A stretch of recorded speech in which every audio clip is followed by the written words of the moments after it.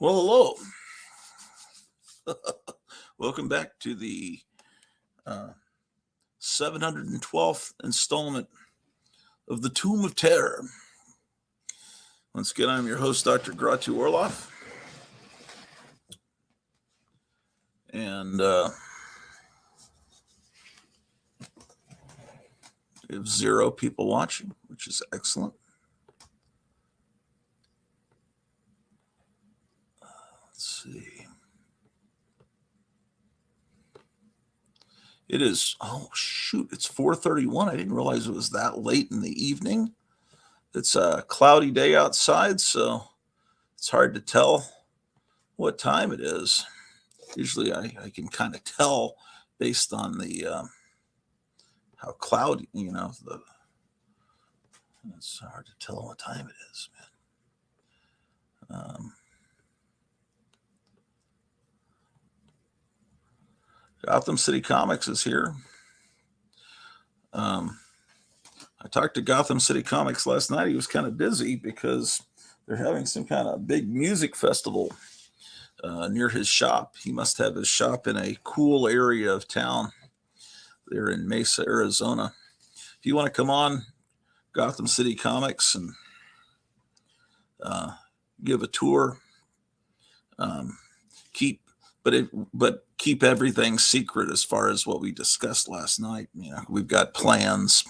We're creating and advertising and stuff, but we'll keep everything secret as far as our top secret plans. If you want to come on, that is Gotham City Comics.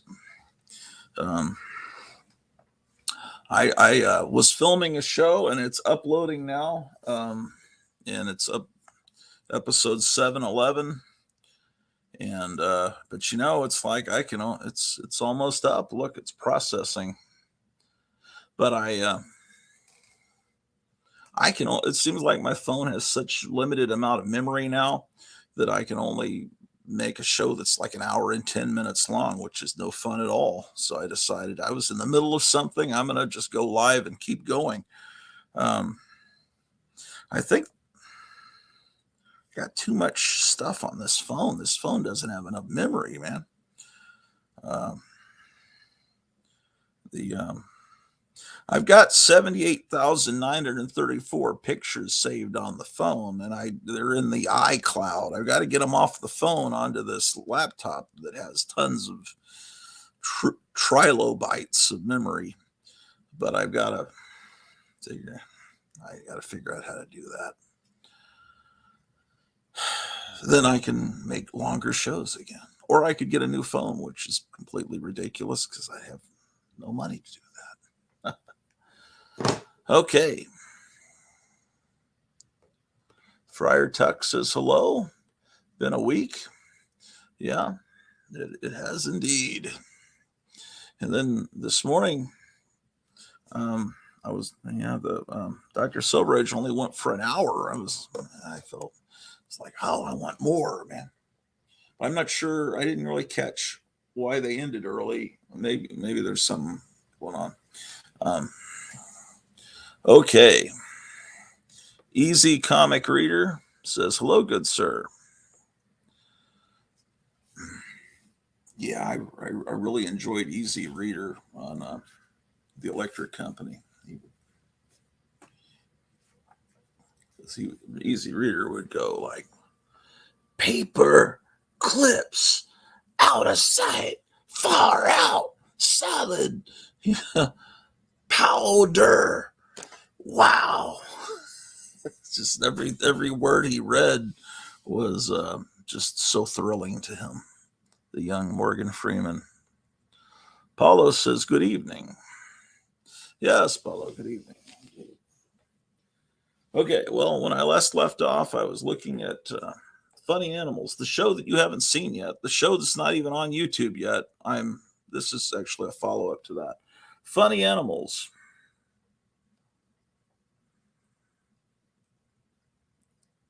Captain Marvel Bunny scores again. Fun and thrills galore. It's approved reading.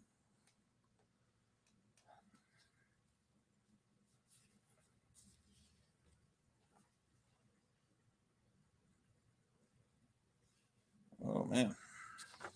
You got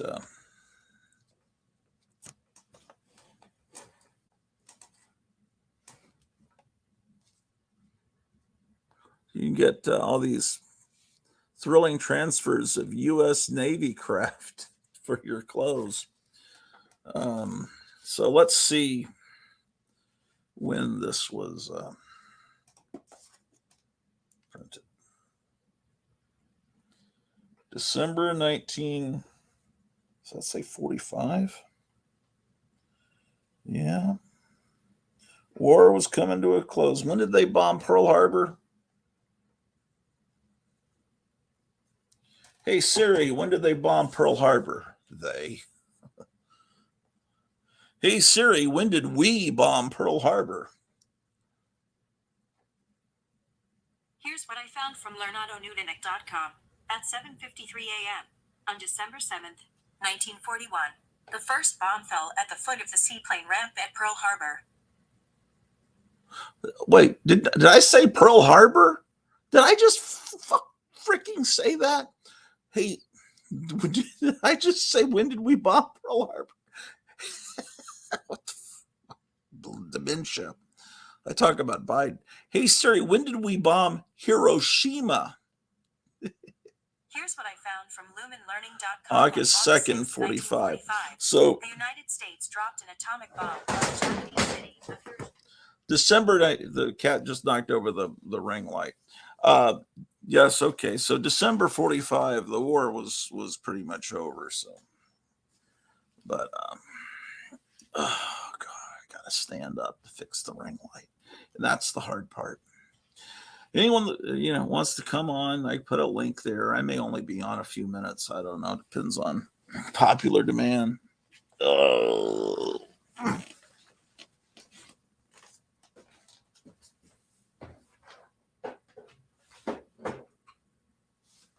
Again, I've created, well, you don't know this. I'm referring to the last episode, which you haven't seen yet because I'm uploading it now. Let's see if it's up yet. I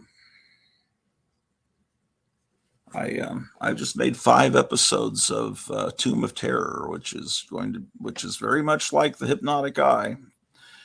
Except I don't have a puppet host yet, and that will soon be available to you if you want. Gotham City Comics is here. Looks like they're having a blackout in Mesa. It's a black screen. Oh, you're good, bro. He's doing his weird Gleam in the Cube stuff. What's that? I think he's always talking to someone else. What are you guys getting? You're buying no, so you're not even paying attention. He gave you the prices. He's ringing up a customer. It's okay. I'm just worried about I transferred money from PayPal to my checking account. Are you still? Did you end up pulling your piece off? Yeah. You did. Yeah. You weren't getting the bids you wanted. No.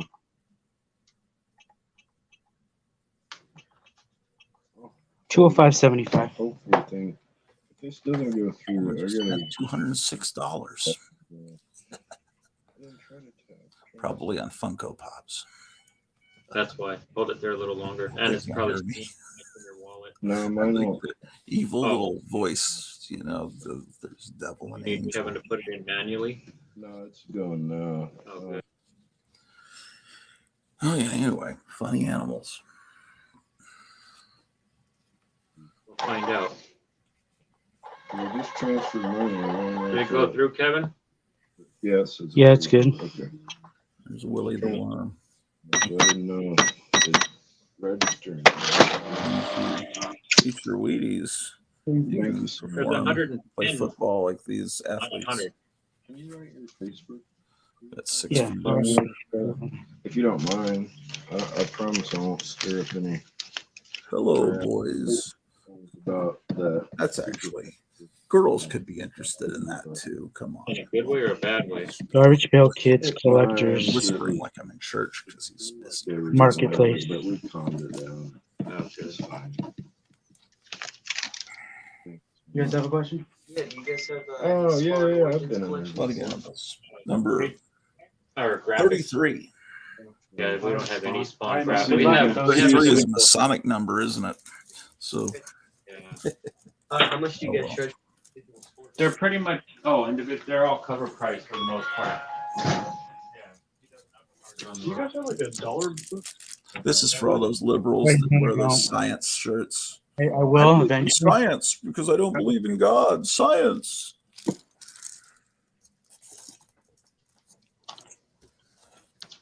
Leave it to Beaver. So I've got an Archie cover where Betty, Veronica, and Archie are sipping out of the same soda. I could put this on my comic wall next to it. And when I get a comic wall.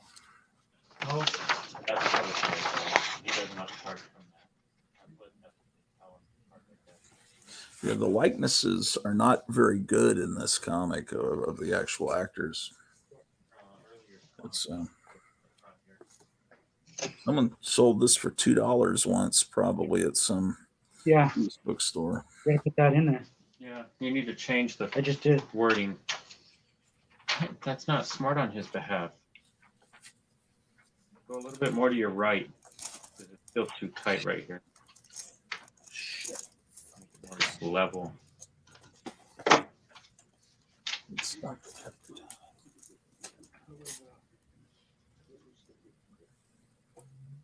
Look at Turok fighting some Nephilim. This is a really ratty copy. Have a good weekend, guys. You too.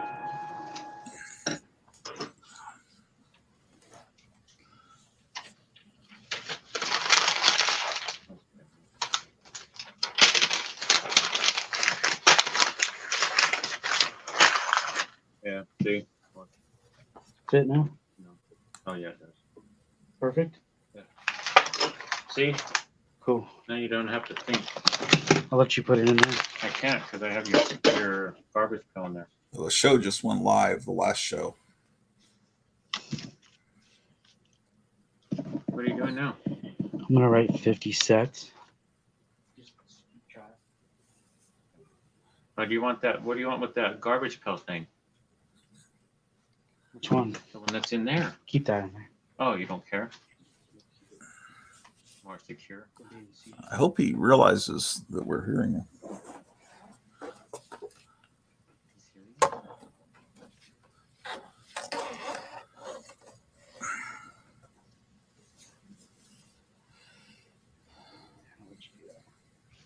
I'm going back.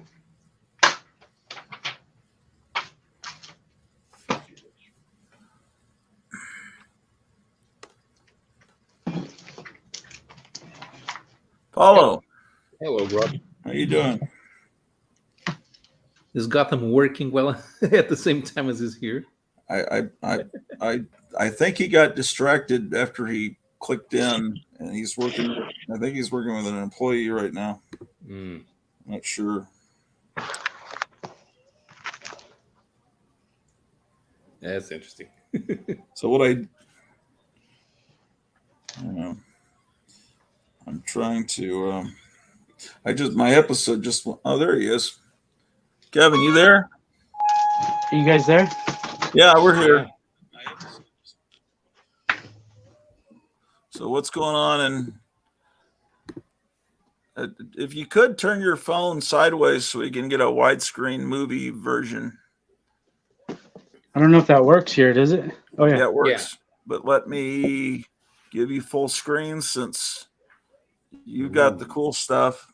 What do we got there? What is that?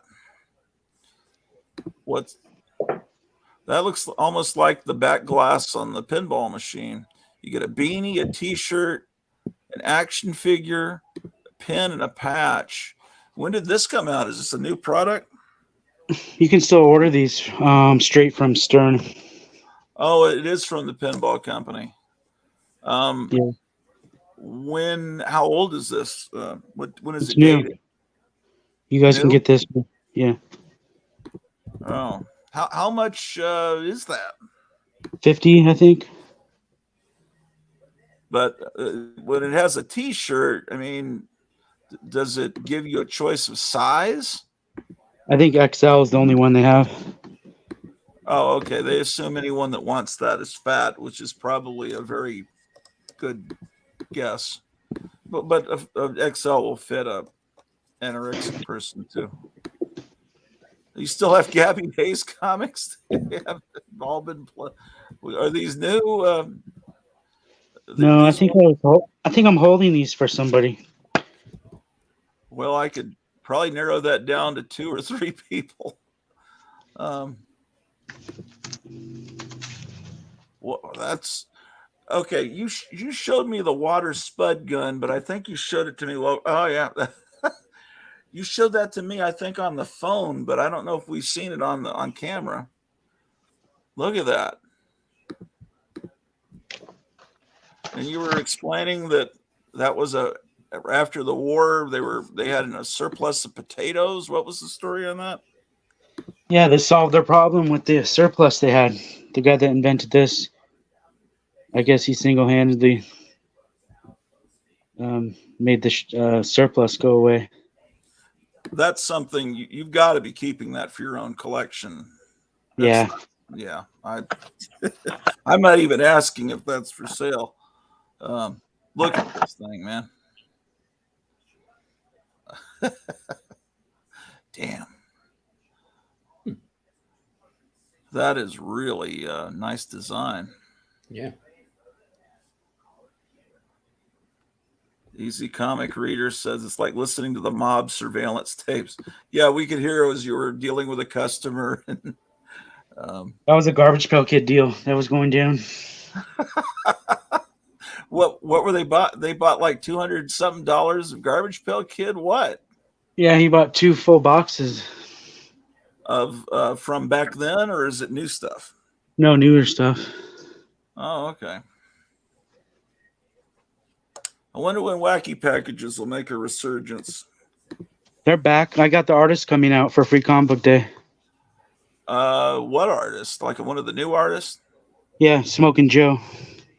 Oh, okay. Do you have any of Smoking Joe's art that we can see? Yeah. He's on the box. I don't have any of the Wacky Packs. Well, just any of his art, because I don't know this artist, and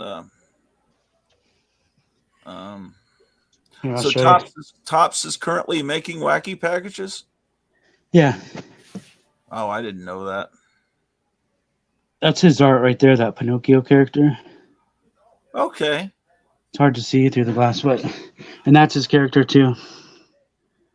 He does the Okay. pack. It That's his looks character on the pack. looks pretty authentic from that time period. I kind of am disappointed in Tops doing GPK, although maybe they're just making fun of the trend to do initials of everything. Because I'm always ranting about KFC and DQ and just say the name, man. And then people in the comic book community talking about their SOTI collections instead of saying Seduction of the Innocent. It's like, say it. Don't say SOTI. That's horrible. Is that a different one? You've got multiples of those? Yeah. Okay. We got some surprises coming up. So that one, I remember getting some of those. That looks real familiar. Man.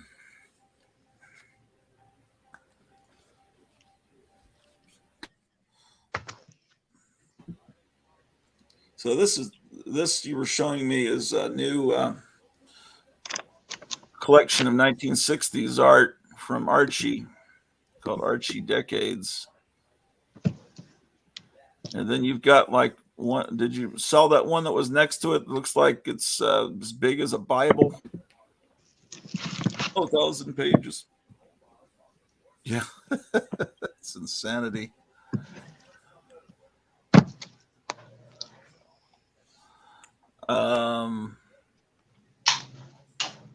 Friar Tuck says so. Tops is still a company. Yeah, they just aren't a company that manufactures chewing gum anymore.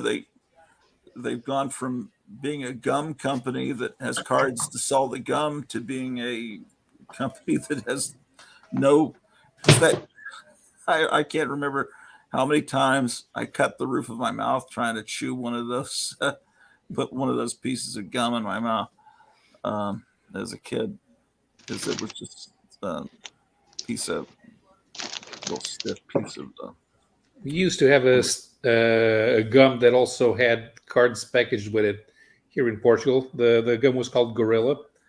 The cards were soft. You could fold them. But then you had to eat large amounts. You had to chew large amounts of gum just to make sure that you had full collections. I remember a few. There were the World War I airplanes. I did the collection with the helmets for the 1989 Formula One season and the 1990 Formula One cars season. what is that signature? Was that the kid that owned it? Who the heck is Ruben? Yeah. Is that 99? Is that for sale or is that your collection? I just found this. Shit. Oh, look, he signed it right there too. July 10th, 1974. I once saw this guy on a Brazilian comics group in Facebook, and he bought an old comic, and then he opened the first page. It was signed by him. It was a comic that he bought new. Then he sold it, and he found it again. Yeah, that doesn't look like a kid's signature. That almost looks like someone got like some rock star to autograph it. A rock star named Ruben? No, the only Ruben I know is when Frank Zappa had that fake band Ruben and the Jets that was making fun of early 60s rock and roll. I think, well, Kevin, if that's for sale, I'd be interested because It's falling apart. How badly? He tried taping it at one time, it looks like. Oh, okay. So is the other staple attached? It's just barely hanging on. But it's still, yeah. What would a Spider-Man like that be worth with the writing and the? Maybe $5. Shit. Yeah. I'll pay you that. Yeah, put that in my new pile. Beware of goat. Oh boy, I knew this was going to be dangerous. My new pile. Ken, if you're lucky, maybe Ruben also signed a copy of Amazing Fantasy number 15, and it's out there somewhere, and you can find it. That's very interesting. That signature and dated 1974. That's oh wait, is that a 10 sign? Or a yep. How much is that?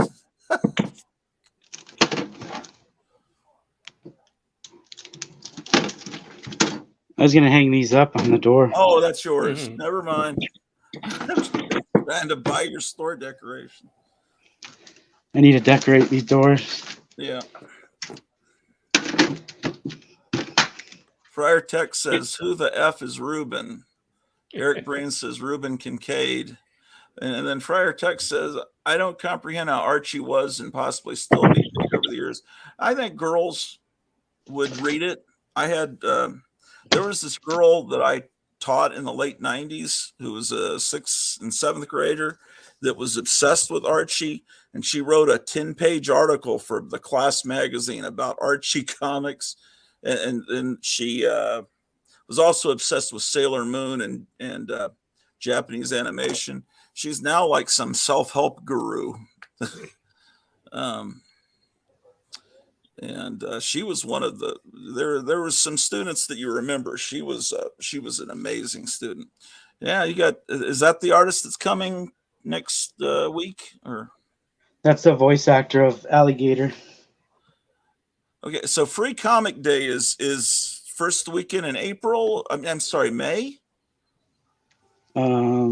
First Saturday of May. Yeah. It always traditionally seemed like it corresponded with the opening of a comic book movie, and I guess it is with Guardians of the Galaxy this year.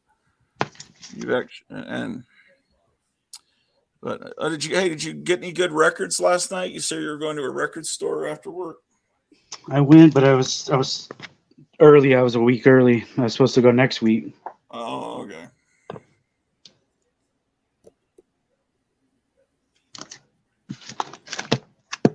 So you just found that Spider-Man comic? You had no idea that it was there? No, remember did I show you these?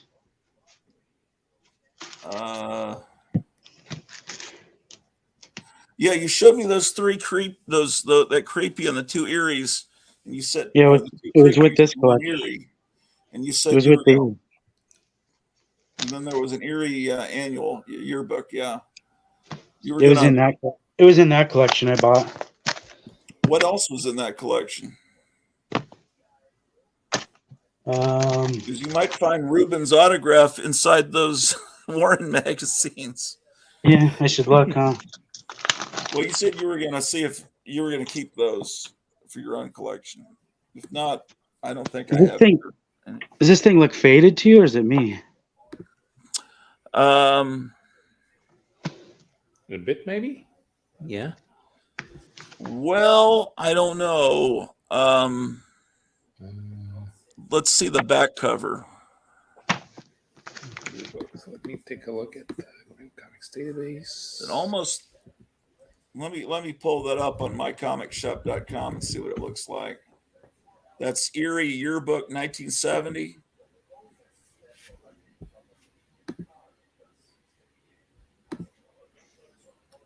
Well,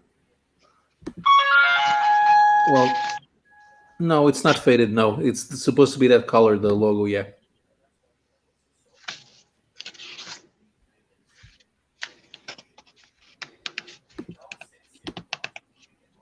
Maybe the yellows on the big monster on the right are a little faded, but the greens are okay.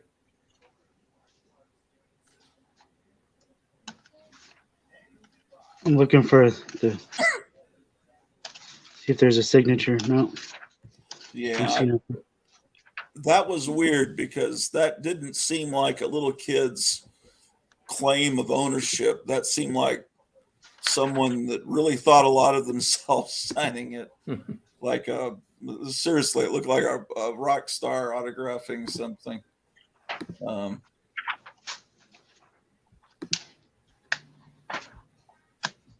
Yeah, I don't know how to look up that because I don't. It's not part of Erie's numbering, is it? No, it's an annual. But Yeah, so the Grand Comics database, the cover scan, the green is supposed to be faded. I guess the yellows on the monster should be a little brighter, but so you found a copy, Paulo? Yeah, it's on the Grand Comics database. Okay. Instead of they would play with those Frazetta paintings and adjust the color every time because they reused those paintings several times over the years, and then in the late 70s they used them again, and it seemed like every time they would print them a little bit differently, and adjust colors. But yeah, if you're going to keep those for your collection, cool. If not, I'd be interested in those those three Warren books. And I'm curious what else stuff came in that collection. That seems like someone with taste.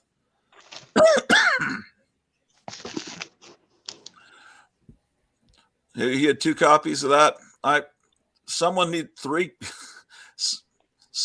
to get those. I have several copies of that. That's one of the greatest magazine covers in history. Right up there with the National Lampoon, where they've got the gun to the dog's head.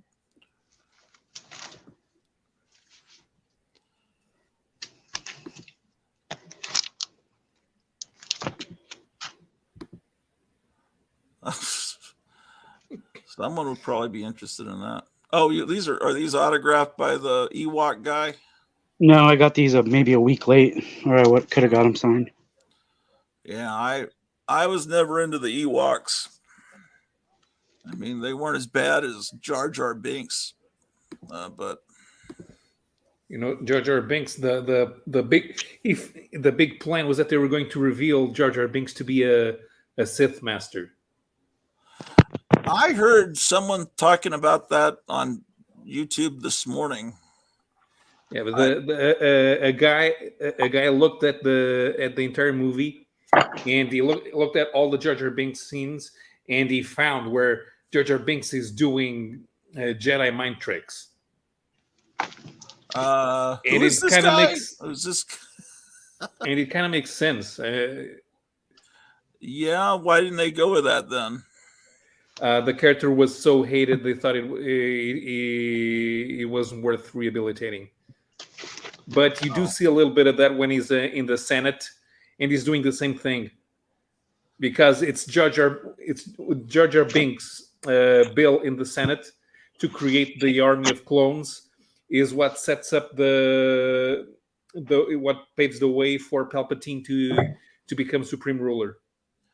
Oh, well, they should have actually gone with that then. That would have been, I guess, interesting. So what is the point? That he was acting like he was stupid? But he wasn't, because if you think of the movie in terms of a slapstick comedy, he looks into it, which is typical for slapstick cute characters. But if you think of the movie as serious, then he doesn't look into it. It's actually part of his plan. When he knocks down an enemy, it's because he's a Sith master, not because he's really stupid. So then you do what the other guy that I saw the movie do, the freeze frame, and you see Jar Jar doing all the Jedi mind trick gestures, like they're hypnotizing, like Obi-Wan did in the first movie. So if you have all of that, and the fact that he ends up being very effective, and then you have the scene while he's in the Senate, and he's also waving his hands while he's talking, and everybody supports his plan to create the clone army. If you think about it that way, even if Lucasfilm did not specifically say that outright, if you think of Jar Jar as a Sith, then all of the movies make sense. Well, I think that's someone really hoping, desperately trying to. I don't think George Lucas was thinking that at all, any more than he says he planned out all of that. No, I don't think he planned out all of that. I mean, the idea that Luke and Leia were siblings, that did not come to him until the third movie. Oh no, it was definitely that was meant to be a romantic interest when they're swinging across in the Death Star. That was definitely Flash and Dale. I mean, but it's quite possible that there was a plan, if not by Lucas, then by somebody else, that Jar Jar was always going to be revealed as a Sith, and then the backlash was so big that they decided not worth it. Because people they're not necessarily against having cutesy characters for the kids. In spite of everybody complaining about the Ewoks, they were a success in terms of merchandising.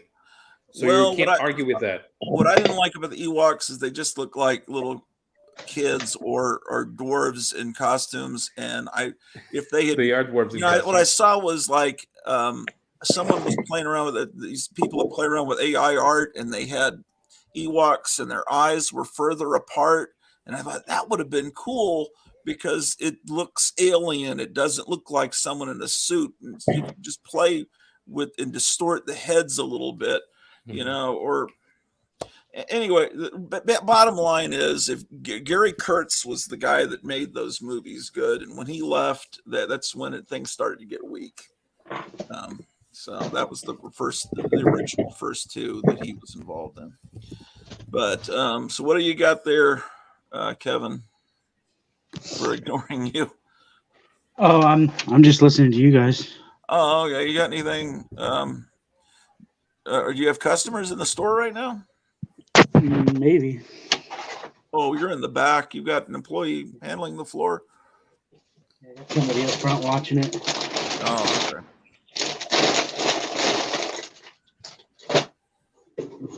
What is the Bill Everett Archives? What is that? At the bottom of the screen. Amazing Mysteries. By Blick Bell. Are those the Timely and Atlas stories he did? I may prop that if they are, that'd probably be an amazing book. No pun intended. I tend to use the word amazing too much.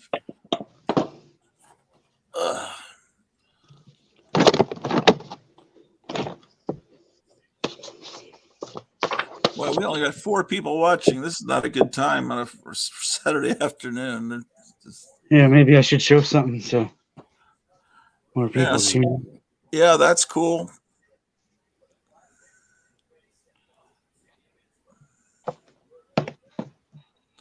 I would love that, but I need to Matt stop, Baker. you know. But that definitely belongs in someone's collection. That's amazing. That's great.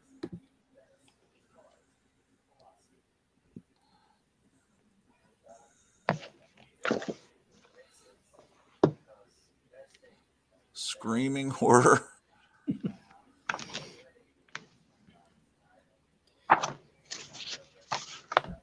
You know that Matt Baker did the first actual American graphic novel. Really? It Rhymes with Lust. Came out in 1950. Oh, It was a one shot because it didn't sell well. But the idea was that it was going to be a like a graphic novel. It would have been, if it would have been successful, it would have spawned the line, and it would be available on newsstands instead of, and you'd have long form storytelling in comic book format. yeah. Oh. I think these are repackaged versions of books I have. There's the soft cover versions, I believe. Around 1990, Fantagraphics put out a reprint of It Rhymes with Lust, and I'd like to get my hands on one of those. It would be great in my collection. Yeah. That's so close to the Monsters Unleashed #2 cover. It's Those are the Skywald stories, right? Right, yeah. I have most of those actual books because that was my time period, early 70s.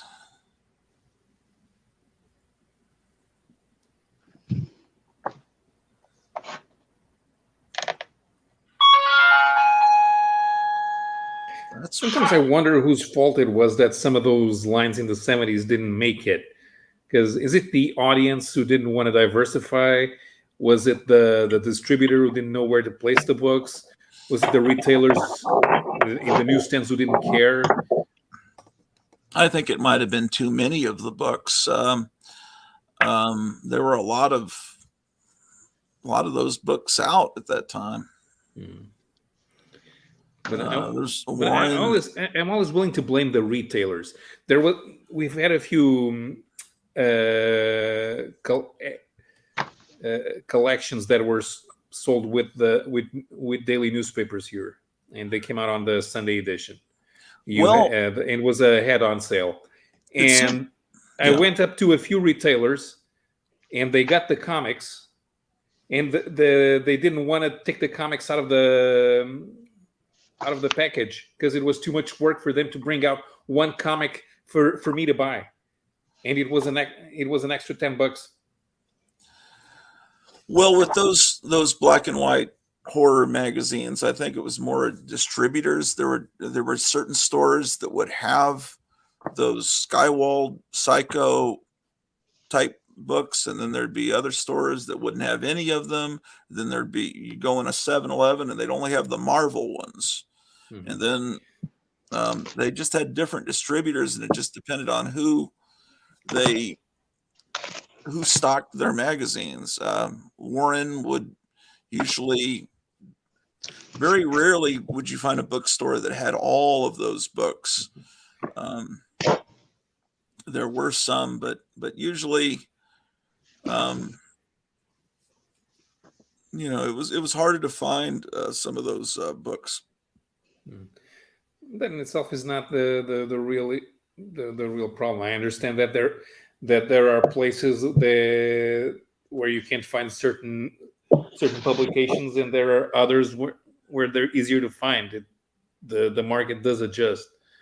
Of course, you do have one thing in the United States that does not, in the history of publication, that doesn't exist anywhere else on the planet, which is the notion of somebody walking up to a newsstand and saying, "How can you sell this? How can I sell this? It's here. The distributor lets it here. If somebody buys it, okay. It's not none of your business. You don't like it, you don't buy it." The notion that I can have a moral qualm about a retailer selling a certain type of magazine that I don't like, and then I want to do something about it. I mean, I think, why should I care? well, here's What's the in it for thing. me? What I saw at the time, it seemed like certain distributors must have been cheaper. They're given a bit better discount.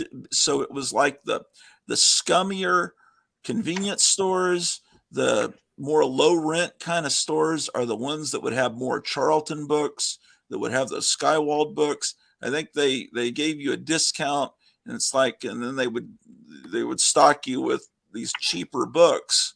And so, but the nicer stores are mainly going to be Marvel, DC, Harvey, and a little bit of Charlton. Well, you'd have Archie also, but the Charlton seemed to pop up more. Instead of 7-Eleven would have the nice Marvel, DC, slicker comics, and then the Charlton comics would be in like Lone Star Drive-In or these ice houses that were a little seedier. Well, but that happened over here as well. The place that was more like, the places where we were more likely to find the smut magazines, it was in the Yes. same place where you were more likely to find the embroidery magazines, because the ones that sold the regular magazine, that sold a lot of the regular magazines and newspapers, they didn't bother with those. But the embroidery magazines, they had a specific type of audience, and so did the smut magazines. So they were more likely to appear in the same spot. Yeah. So stuff like Mad and Cracked would be everywhere. They'd be in the drugstores, they'd be in supermarkets that don't have comic books, but they would have those too. And as far as Sick, you would only find that very in the more kind of back. Yeah, you wouldn't see it very often. Right. This is the same with newspapers. You didn't find News of the World or National Enquirer in the same place where you'd find the top of the line newspapers. Yeah. So what has been selling well this week at your store, Kevin? Oh, for new comics you're talking about? Or just anything that's selling, back issues, new comics. What have your customers been buying? This week I'd say more new comics. Are there any? What are there good new ones? I heard about a Justice Society comic, and There was a Turtles and Usagi Yojimbo crossover. Oh, okay. That started by Stan Sakai. That was my biggest seller. You ever read any of his books? Usagi Yojimbo, no, but I've never had any reason to hate it. It always looked a little bit like Sergio Aragonés's art, just from a distance from the just looking at the covers, I don't really know much about it. I never really experimented with it, but there was a rumor, like a little over a year ago, that there was a animated series being made for both Gru and for Usagi Yojimbo, and the prices were starting to go up on those two books supposedly. I always make the excuse to myself that there has to be a right time for me to start reading Usagi, and then I never do. Yeah, I mean, I imagine it's great. It's just one of those things that I've just There's like 30 years worth of books to read. Yeah, Yeah, that's the problem, really. it's like Tintin. I mean, it looks great, but where would I start? There's probably 90 years worth to read, you know. Well, in Tintin, it's or easier. Asterix. You remember the first time I went on the on Graphic Man's was when he did that Asterix show, and he wanted me to comment on the books.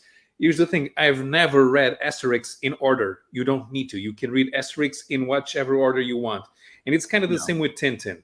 Of course, the things that are normal in Tintin, they get added to the books. There's one where the Thompson twin policemen show up for the first time. Just there's one where Captain Haddock shows up for the first time, and one where Professor Calculus shows up for the first time. But you can read them in any order, and it doesn't really matter. Not every episodes character of Star Trek or Conan stories, they don't need to. Mhm.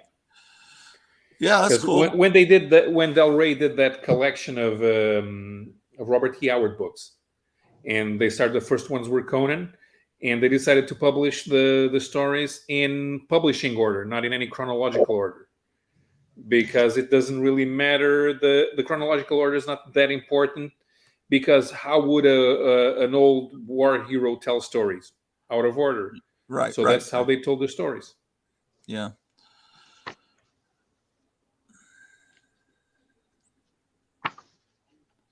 Yeah, I've got a lot of Gru comics.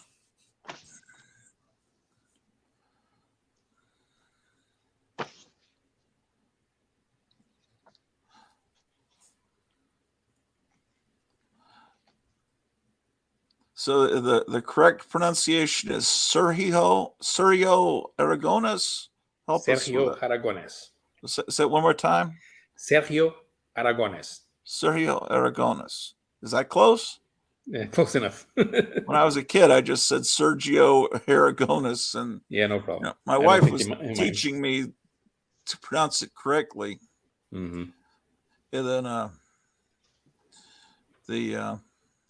everyone keeps arguing about John Buscema's name, and it's like they're in the Yeah, the problem is that they don't pronounce it as an Italian would. Yeah. I mean, I if you look at the beginning, it's on YouTube, of where Stan Lee's standing behind him, and they're doing the how to draw the Marvel way. Stan Lee says like Bueller, Buscema, and he doesn't correct him. So I figure it must be Buscema, but that's a hard name. No one can get it right. Maybe it's just like my last name. My real last name is Weinert, and sometimes people mispronounce it, and you just, after a while, you just like stop correcting people. What the hell? Mm-hmm. Well, of course, German names are never pronounced in the United States in the same way as it would be pronounced. It should be Weinert, which would be far cooler. Yeah, Weihnacht. Yes. I am going to Weihnacht. Yeah. Oh my gosh, these Gabby Hayes comics.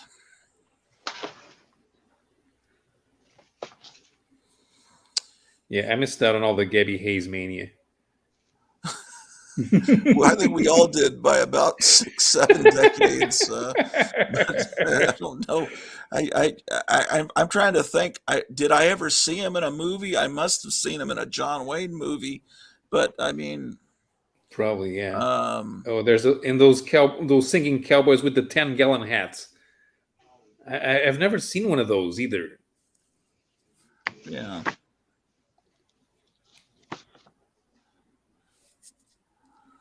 Yeah. That looks like the librarian at the school I used to work at. That one.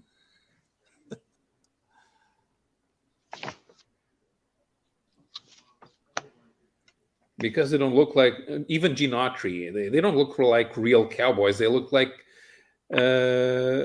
country and western singers. Yeah. Yeah. It's strange how this evolved. I don't know exactly how all this that fancy cowboy look where that started. Mhm. But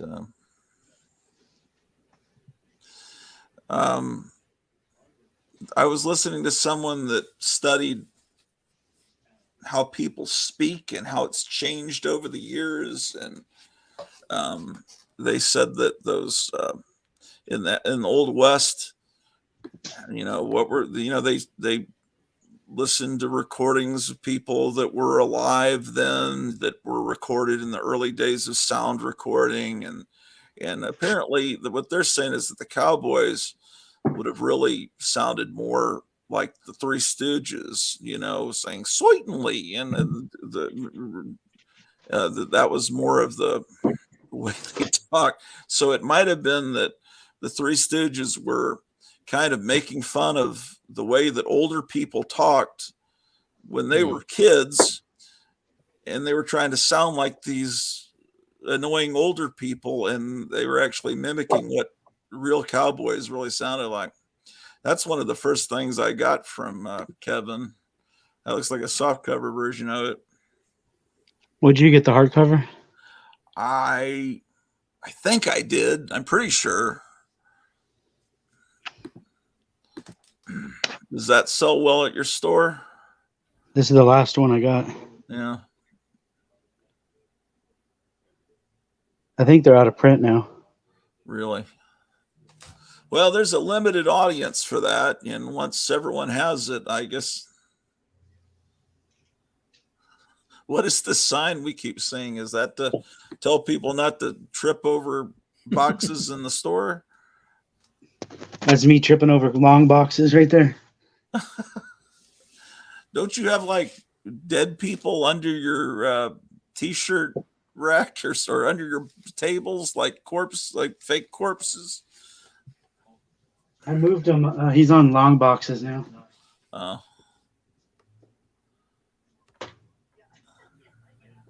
But yeah, I used to. there was some recent movie with a singing cowboy and that would like kill people horribly. It was on Netflix about a year or two ago during the pandemic. I forget what it was called. The goof movie in the 80s. Wouldn't that have been the Three Amigos? No, there was one that came out about 2 years ago. It was on streaming, and it was a singing cowboy, but he would just kill people brutally, and it was like a gory movie with this crazy singing cowboy blowing people's heads off and stuff. It was insane, and he was kind of a goofy looking guy too. It was an anthology movie. It had 3 stories. I just don't remember what it was called. Damn, that's cool. Is that a famous monster? Oh, that's a Basil Gogos book. Yeah, I've been in the presence of a real Basil Gogos painting. My friend used to own the Famous Monsters cover with the mummy and the sarcophagus. It wasn't as big as I was thought he it going was. around to conventions before he died, like selling stuff? I'm sorry, say that again. Can you see him at conventions? Basil He would Gogos? Yeah. Yeah. That's how he was making money. He was, I think, pretty prolific in his last years, but he would paint stuff for people like Danzig and Rob Zombie, that the rich people that appreciated his art. And who's the other guy? There's another prominent rock guy that's. Who was the other guy? It was. Is he? Is it The someone guy in from Metallica? Who's the yeah, other guy that really collects the stuff we're yeah, into? Kirk Hammett from Yeah, Metallica. he was gonna buy my friend's my friend Did you owned the get grandmother from Texas I've seen Chainsaw him at Massacre and the chair that she sat in, the dead grandmother. He was gonna I've buy seen that from him at him, convention. but it never went down. And my friend passed away, so that grandmother's still sitting. As far as I know, his brother kept his house like a monument to him, and it's still probably there. It should be in the Bob Bullock history. For a while, it was on exhibit in the Texas History Museum in Austin for as part of a Texas film history deal. But yeah, then Tesco V is not as big a rock guy as those guys, but he's a huge toy collector. He's got a very I think his toy collection is better than those huge big name guys. My wife was showing me Danzig's website where he sells original art. He's got in big important pieces of Marvel art and stuff, and he's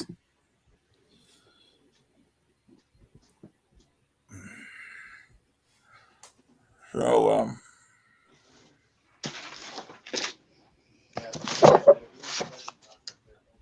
Do you guys John collect Boris, Coverless comics? man. Oh wait, let's get you full size again. Okay, a coverless Batman 157 from 63. What do coverless books go for? I don't know. They're hard to sell, right?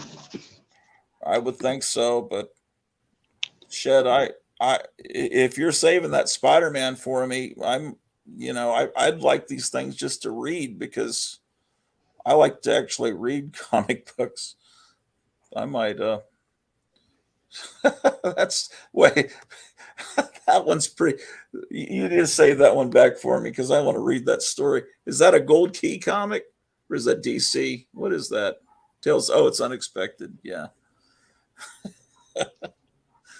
Man.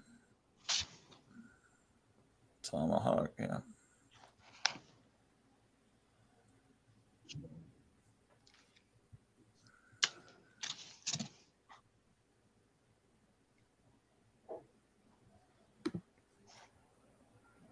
It's funny.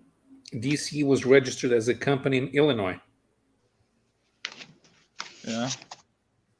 And in the beginning, Martin Goodman registered his company in Connecticut, at his house. Mm.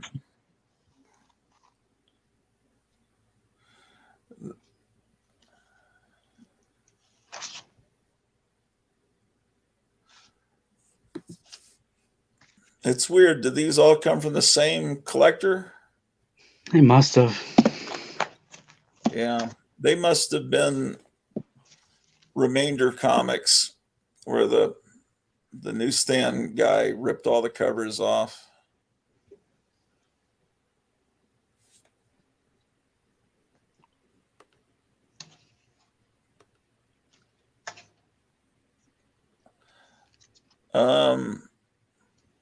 Okay, John Gurris was saying that they're singing cowboy parody in the early 80s.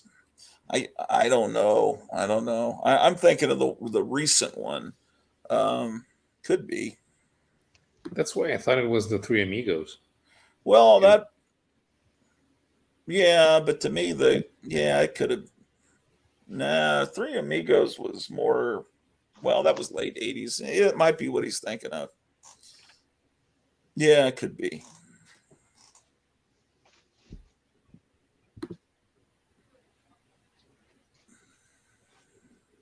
Top Secret was a good movie. I like that.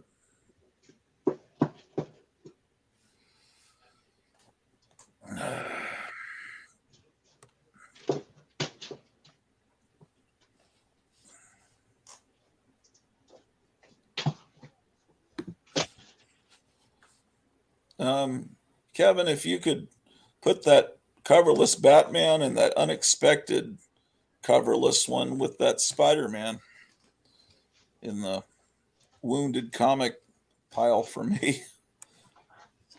This one or which other one? That one is, yeah, that one. And I think you showed a Batman one that looked like it would be fun to read.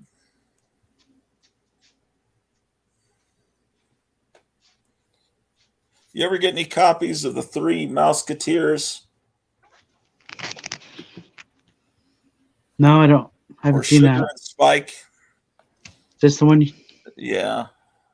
Yeah, I just want to read that. Do you guys want to see something cool that Howler Mouse showed me the other day? Yeah, sure. He was in Atlantic City, and he found some Conan slot machines. Oh, in Atlantic City? Yeah. That's something. Isn't it? Yeah. Pretty cool. Okay.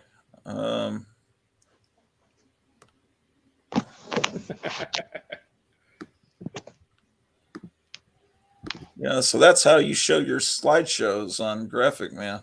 Mm-hmm. Now I figured that out. Okay, so you've got Al Jaffe there. Mm-hmm.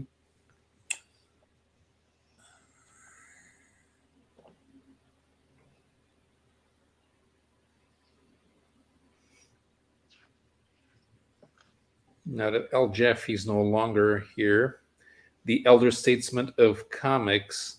I thought it might have been Don Perlin, but it's only 93. And Eric Breen said asked if it could be Ramona Fradon, and it was. She's 96. So How old she's is now Angelo the Torres? Angelo Torres, how old is he? Torres. Hey Siri, how old is Angelo Torres?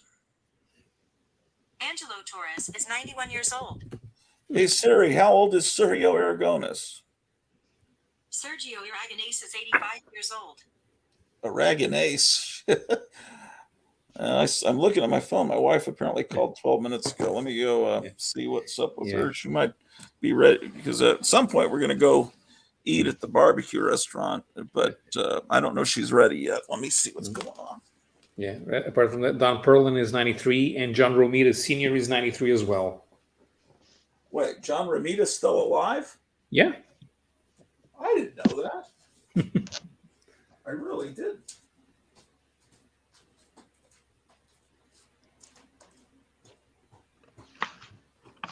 And Larry Lieber is 91.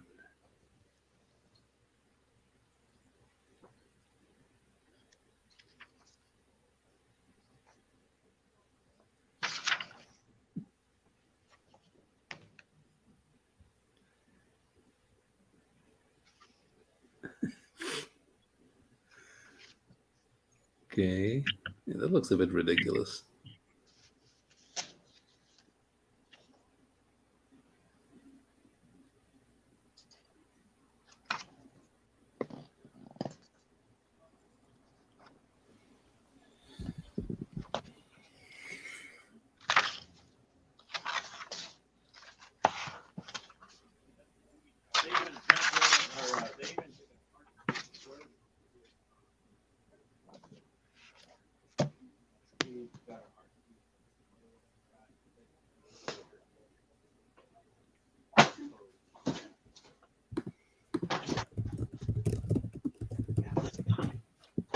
That comic we just sold out. Yeah. I sold the Frazetta Boy, the last one.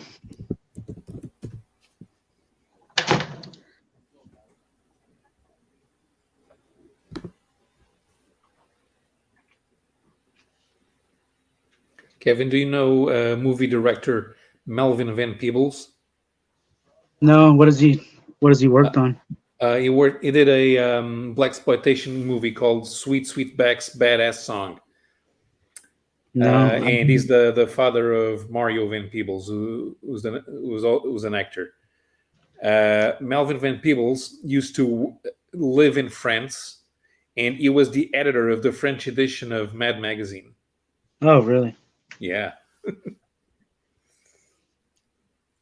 So it was different material, or is the same material from here? Depends on the year. There are a couple of volumes. Some had the U.S. material translated. Some had new material.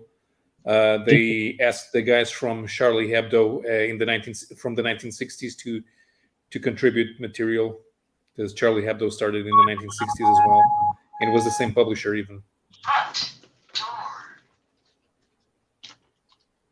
So was it? I think it was better over there. It didn't last very long, because I think that they were still trying to do American humor in France, and the French at the time where they didn't really like American humor in the same vein. Yeah, it makes sense. It wouldn't translate well.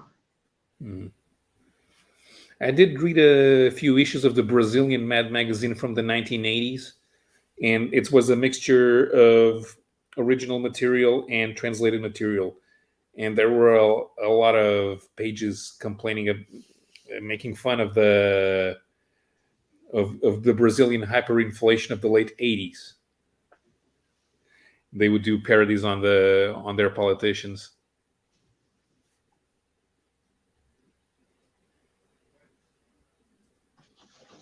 One of the editors is still around and on Facebook. As a cartoonist, he signs Ota, O-T-A.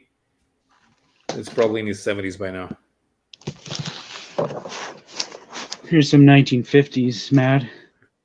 Nice.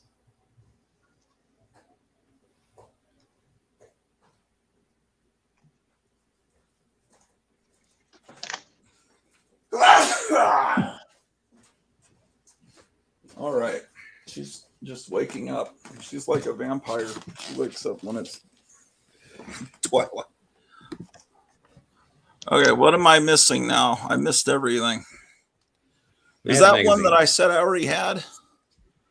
Probably. That's one you showed me before, right? I think you saw these, yeah. Yeah, okay. I was going through a box of Mad while he was showing these, and I have these. So I highly recommend them to anyone that would like to contact him. That one you must have had a couple copies of it, huh? Yeah, I had two. I think you got one, right? Yeah. So let's see. What have I missed here? I think the singing cowboy film that I was talking about was called The Ballad of Buster Scruggs from 2018. And Easy Comic Reader. Yeah, that's a great cover there. Beautiful painting.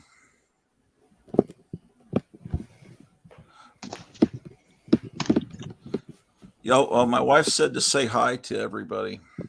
Cool. I'm hearing my voice coming from upstairs now because she just put the show on. This is kind of surreal. Yeah. It's weird that the prejudice that people have, comic collectors, a lot of them, against magazines. They don't consider them to be real comics. And when I was first discovering everything, to me, the magazines were just as much, if not more exciting than the comics. Because that was when I first discovered, Cracked and Mad, and then all the Marvel magazines were starting to come out, Monsters Unleashed and Dracula Lives and Vampire Tales. In the Warren magazines and the beautiful paintings on the cover.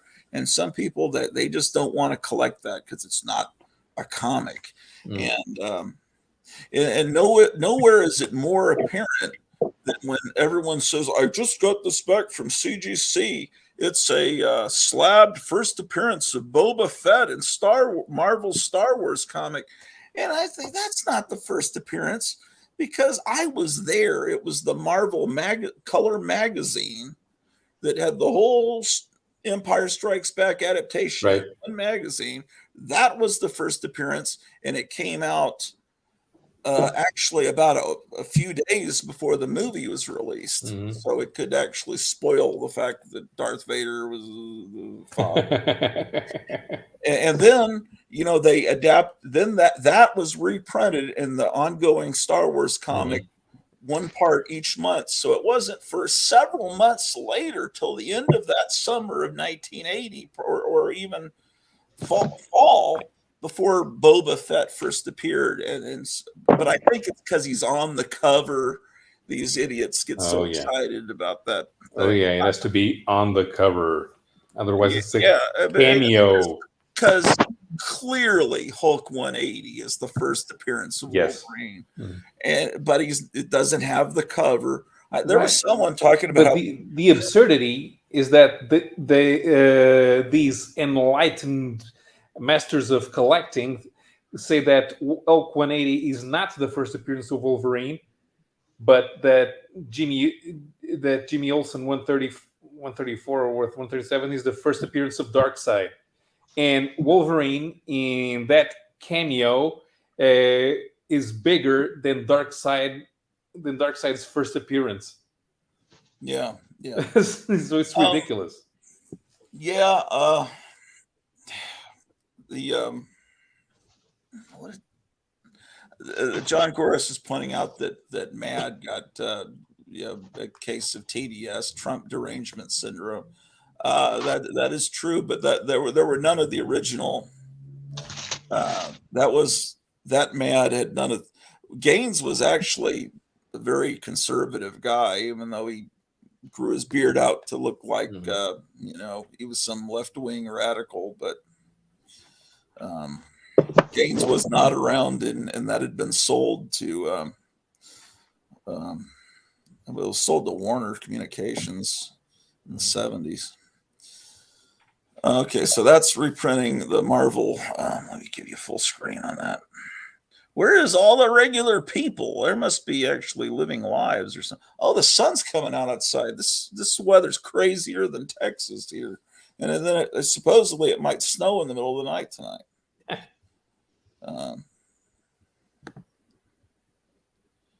Yeah, that's all. That's a lot of fun stuff in that. I think I own all the original stuff in it, though.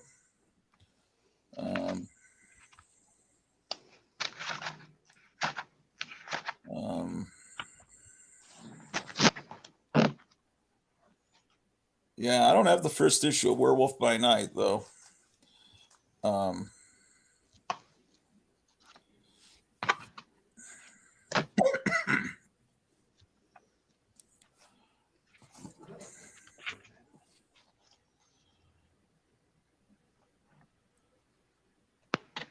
Yeah, my wife woke up not feeling well, but she's gonna get ready, and we're gonna go eat here probably in about half an hour or so when she's ready, so we can still hang out for a little bit.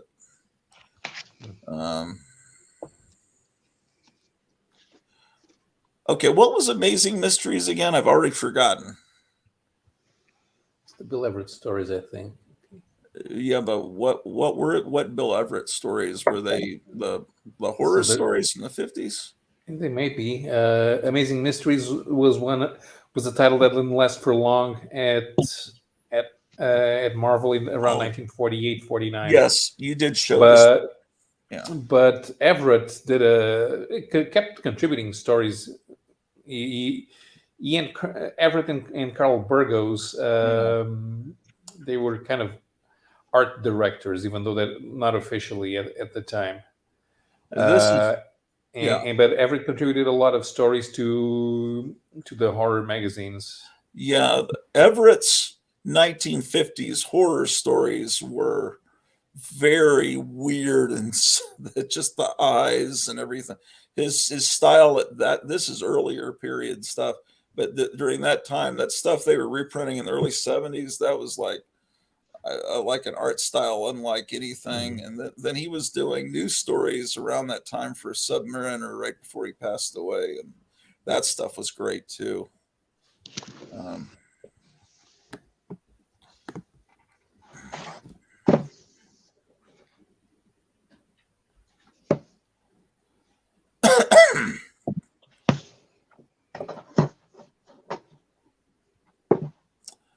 I don't know what that is. It doesn't look bad. Never heard of it.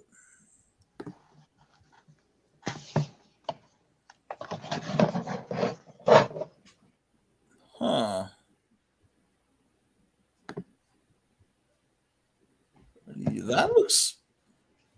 This looks pretty interesting.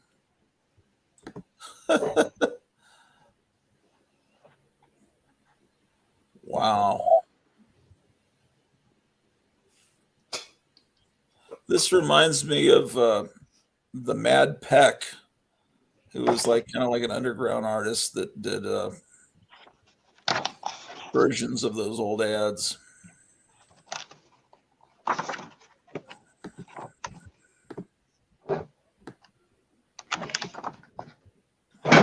Yeah, I don't. This is something I'm not aware of. Do you know about that book, Paula?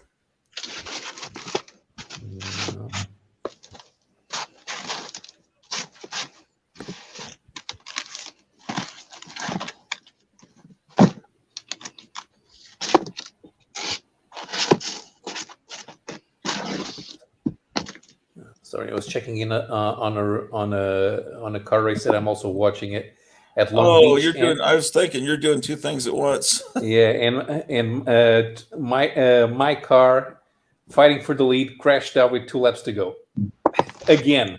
You don't have a bet placed on it, do you? No. That's good. Oh, John Goris, did you get the painting yesterday? It was supposed to arrive Friday. I sent him a painting I did for him and a DVD I made. And then as soon as I get my wife to do a free trial of free YouTube where you get rid of the ads and they allow you to download videos, then I'll download the video his lost animation video. I'll put it on a flash drive that he sent me, but I haven't been able to do that yet.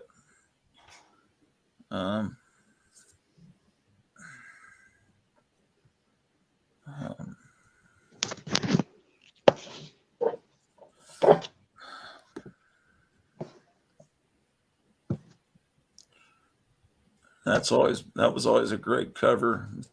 It's cool to see the detail like that.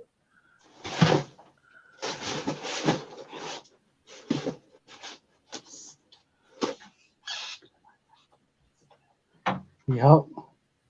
Oh, okay. I'll be right there. I'll be back in a little bit. I'll keep the camera going. Oh, all right. John says he'll have to check his front door. I don't. They said it would arrive Friday.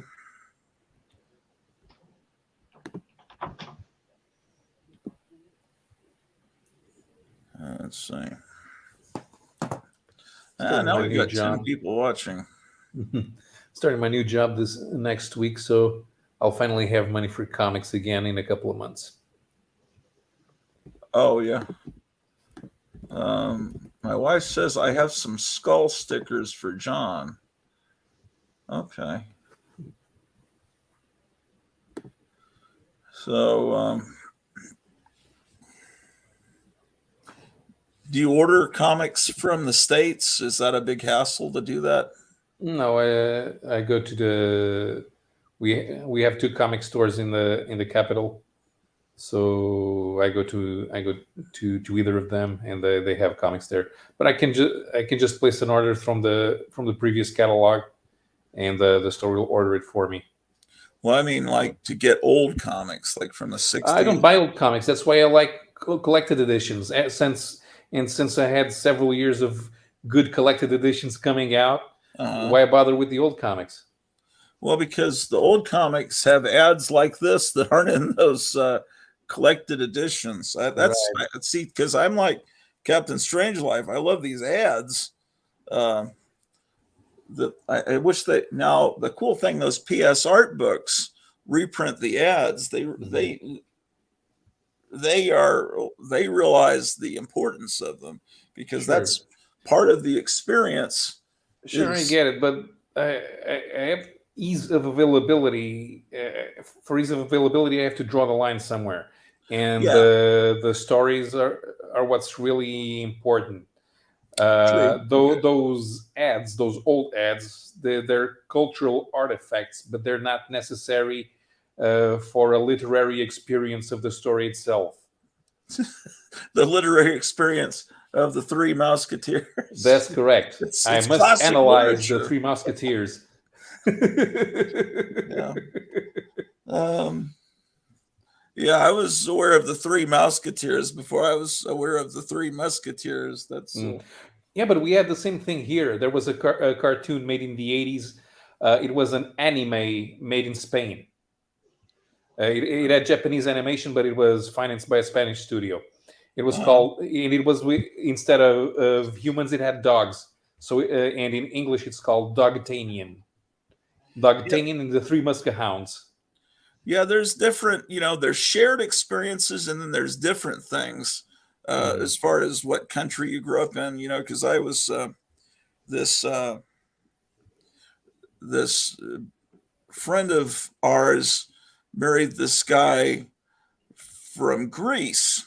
And he came over here, they met online and he came over here and he sounds like Dracula when he talks. It's great. But he would tell me the cartoons that he would watch. And one of them was like in outer space in the future, but it had the Greek gods. I can't remember what it was called. Yeah, I know what it is. We had the French language edition here with subtitles. It was called Ulysses 31. Yeah, and was that a Japanese cartoon? Yeah, it was. What the guys who created Inspector Gadget were part of the production team, though, so they financed it. Okay, so that was something he grew up with, but Yeah, I've never heard of it. But it had culturally, it had the old gods of his country, but it came to him from Japan. Yeah. And it's just weird. And then some of these Japanese series, like I had a student, I think I was just talking about, I just filmed an episode earlier and now I'm doing a live one. I think it was during this live broadcast I was talking about this student I had back in the late 90s, I think. That was this and she spent the summers, I think, in Mexico, and she was really into this Japanese cartoon she was into Sailor Moon that was shown in the US, but in Mexico she saw this other series that wasn't brought to the United States. I think it was called Saint Seiya. And she wrote articles was available in the States magazine about it. And I think that was about ancient gods too. Yeah, it's usually translated in other countries as Knights of the Zodiac. And so it's kind of like Dragon Ball, but they are all personifications of the zodiac signs, and then they fight. Okay. And that wasn't brought to the U.S. But ever. No, but it was in back when it was sold as VHS tapes. Oh, okay. Back when you had a Mary Manga doing the distribution. And then there would be English dubbed. Well, like Hawaii is so close to Japan, and they would get the Kamen Rider series there, and that wasn't brought into the mainland United States, but kids that were in Hawaii, and then they'd move back to the mainland part of the United States. They would bring their toys, and it's like this friend of mine had a friend from Hawaii, and it's like, what are these? They look like Mego action figures. He said, what are they? And he says, oh, they're cricket motorcycle men. And that's how he called them. And it's like, then that got this friend of mine into he had to find out what these were. And then he became obsessed lifelong with these Japanese superheroes that later, the only series that was brought over was Zoo Ranger, which they turned into Power Rangers. Right, and I saw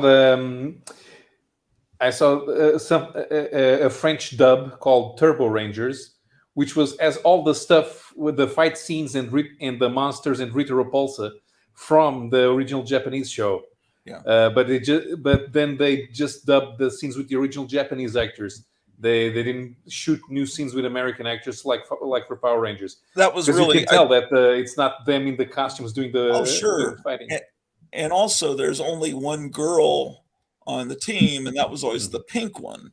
So, but they, in the American version, they made the Yellow Ranger an Asian girl, which is kind of wrong to choose that particular color.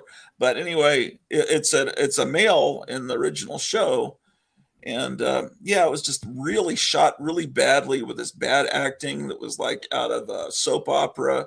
And then all of a sudden it would go into the fight scenes, and you couldn't tell once they put the helmets on that they were not the, and what they would do, they'd have these Sentai 5-man team series, and every year they would change it and have different actors, and they'd still be the same colors, and they'd still have a giant robot and fight monsters, but it would be a different giant robot, and that way they could sell new toys to the kids. But it just went on for decades. And yeah, so but kids here had no idea what and there's so much other stuff that especially that Studio Toei did that was amazing. They did a Spider-Man series that was pretty interesting. Yeah. And they had Spider-Man fighting the Thing. The Thing was a villain. I think they had maybe another Marvel character that appeared. Maybe it was only I don't know. It was odd. Yeah, there's a Turkish movie where Captain America teams up with El Santo, and then they fight Spider-Man. Right. There's that. Yeah. Yeah.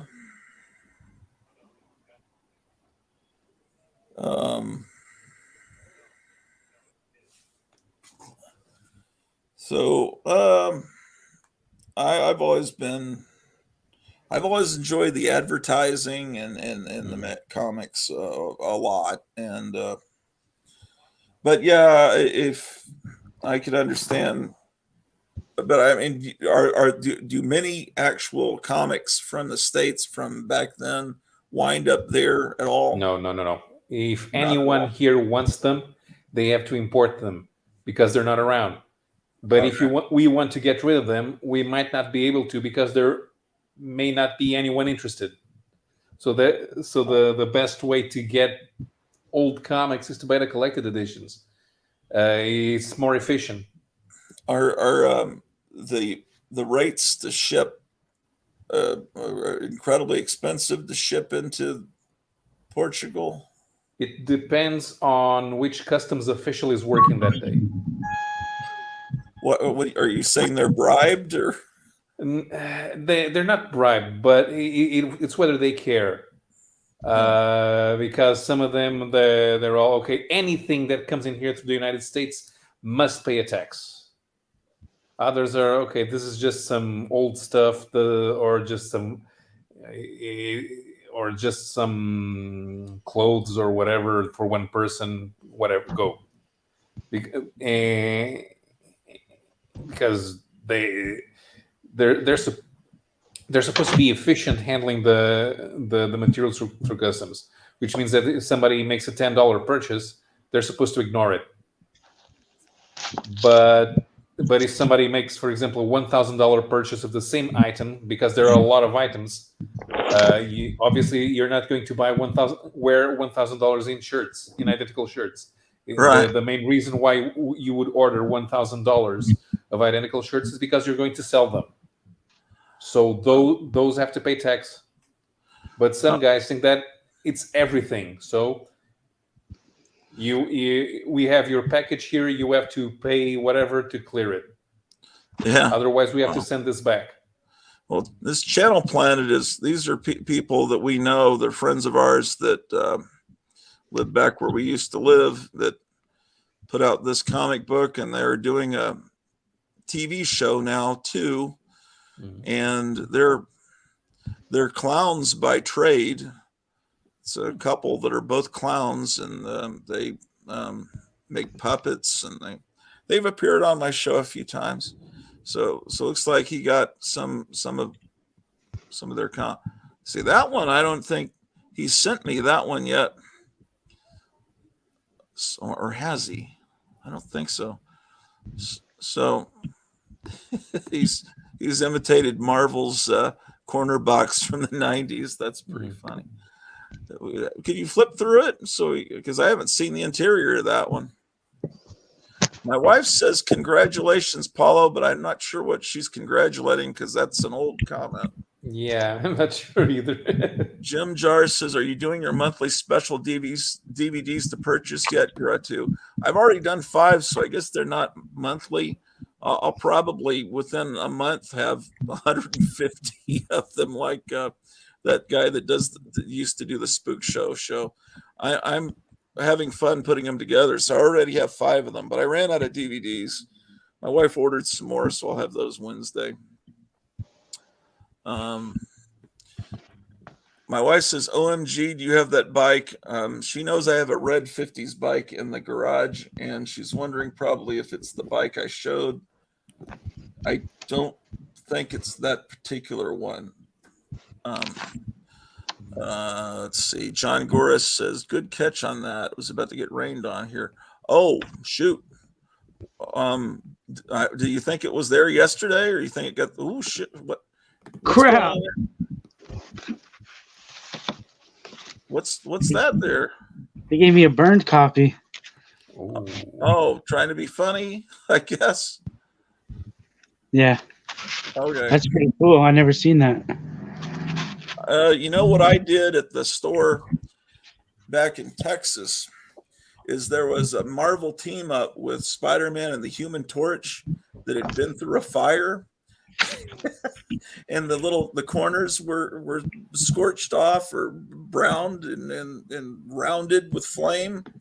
And so I on the board behind the comic, I put that it was a pedigree copy from the collection of Johnny Storm, and I autographed it Johnny Storm, like it was his personal reading copy. Because when a Human Torch comic has burn marks on it, it's kind of cool, at least in my warped sense of humor. Turkish version of Rambo's a trip. Yeah, I was putting some scenes from some Turkish action movies into the mix this morning when I was recording the Tomb of Terror. I just don't know what price to put on them where I don't seem like I'm gouging.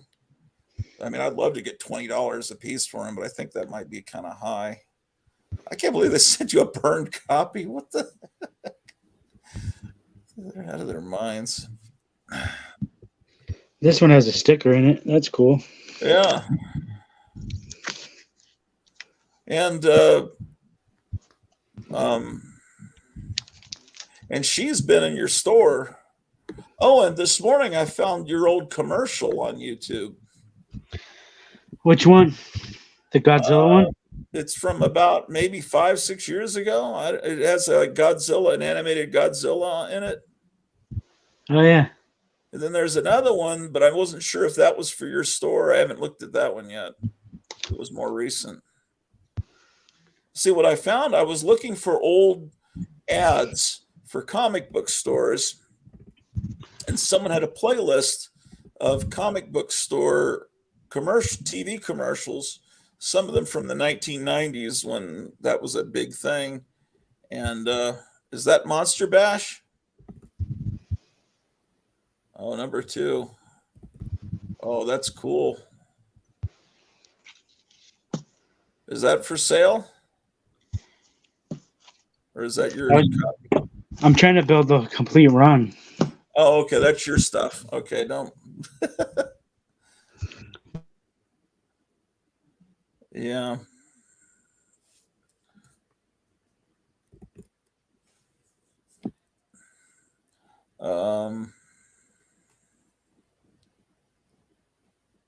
Did he freeze? No, I think it's just, I'm not sure.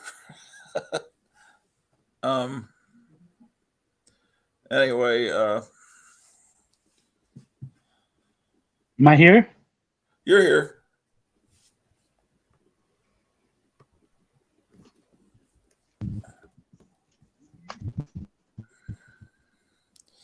I Yeah, I can't was hear at- you guys. Can you hear us? You can't hear us? You're coming in and out. Yeah.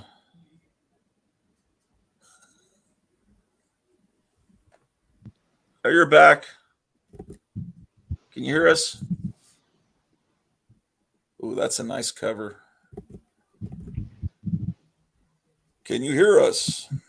Now I can hear. Okay. Yeah, everything's back. I think it was a glitch. Was that my in the internet or Wi-Fi. your? Huh? Was it my internet or your internet? There's no, I don't know. Well, I think it was yours because as far as I could tell, we were still moving and you were frozen. That might be a little bit too red a lips on that.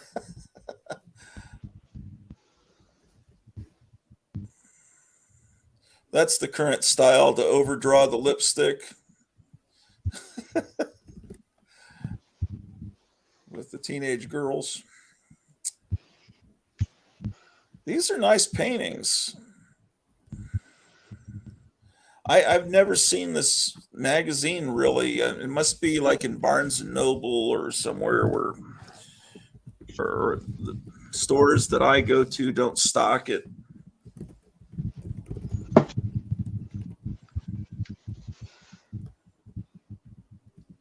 Yeah, because I would have been buying this, and then this must be have been around for a long time because they're already up over issue 100. Let's see when 2 came out. Let me see. That was a while back when magazines were $7. Now they're over 10, I think.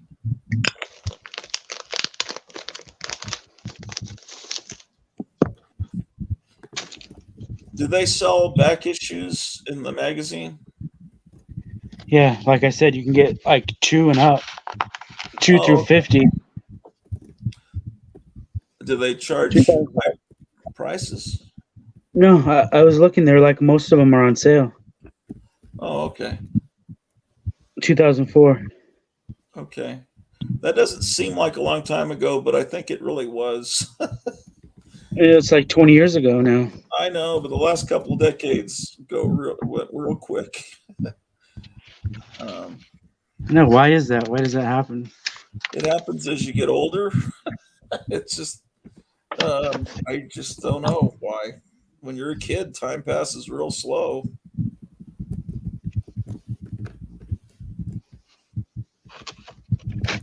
Kevin, you're what, early 40s?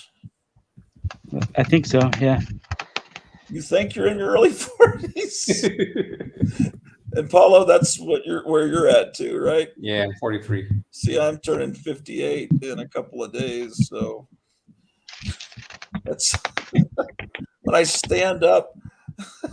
I just sometimes it happens on the air when I'm doing a show. It's like the look on my face is one of pure agony. My wife says turmeric will help. Probably losing 100 pounds will help too.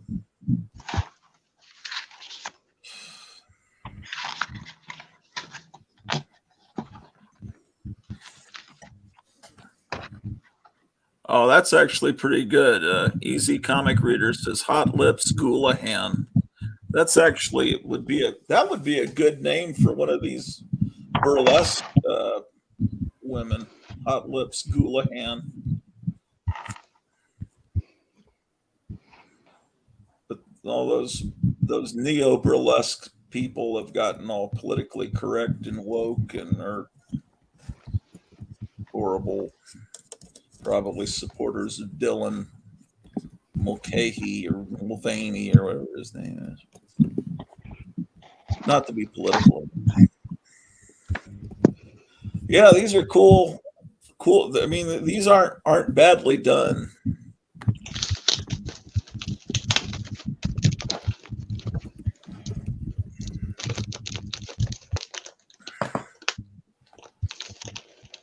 Yeah, they're nice. I just hope.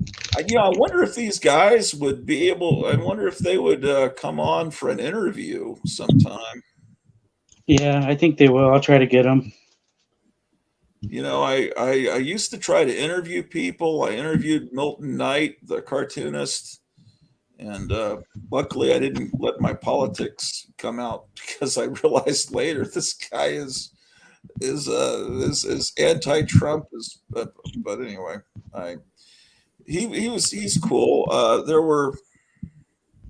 then I was trying to get Mort Todd to come on, and he just said, "Yeah, I'll do it," but he just kept postponing, and then I just thought, he would be cool to have on because he, among all living people, I think spent hours, countless hours, just sitting, shooting the shit with Steve Ditko, just talking about movies and things. And I really wanted to probe into what movies did he like, and because there's such a tendency to make Steve Ditko seem like he's a space alien, and I think it would be great to humanize him. And but then Mort Todd did go on. Some guy, comic book resources or comic book historian or something, and he did ask questions about Ditko, and because that guy was a good interviewer. I don't remember who the guy was, but he's got a good channel. Alex Grant. Well, I don't know. Do you remember an interview like that, Paulo, where it got into? Alex Grant was the guy that used to do the comic book historians podcast. And did he interview Mort Todd, and did they talk about Steve Ditko? I think that was there. Yeah. Yeah, that's the guy then. Yeah, he. I was wanting to do that interview, but he scooped me. But that's not the only thing I wanted to talk to him about. I still want to do that. Oh, look at this! I've got that poster. Now, see that. Is that what you're kind of visualizing your ad in Monster Bash to look like? Something like that, Kevin? Yeah. Yeah, that's kind of what I was visualizing too. So is everything okay, John, as far as the painting? Did it arrive undamaged? Blah, blah. A little more expensive than the original dollar. That's great.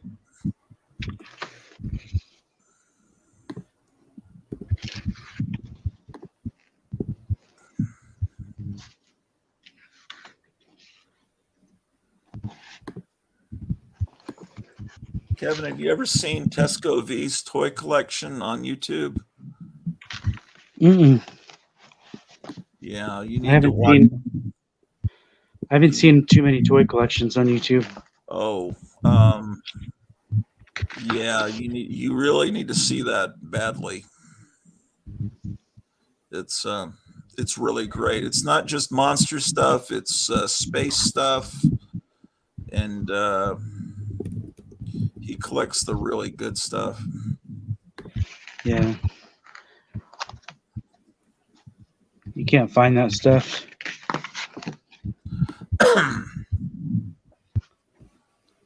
Well, he used to put on the back of his albums that he was looking for monster toys to. I mean, that's a good idea. Maybe we should put that as part of the ad too. Oh, that you're looking to buy toys, and yeah, definitely. Because if it's in Monster Bash, then I would think most of the target market of Monster Bash has to be. Wow, that really does look like you're looking right at a Warren magazine. And they do have quite a history of. I just don't know how they've stayed in business. There must be enough people to make this float, and most magazines aren't surviving. And So Monster Bash is the same company as Vampirus, Carmilla, and Shudder, huh? Mm-hmm. Okay. Yeah, these are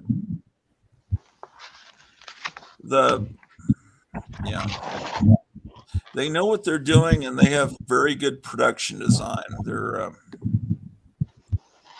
yeah.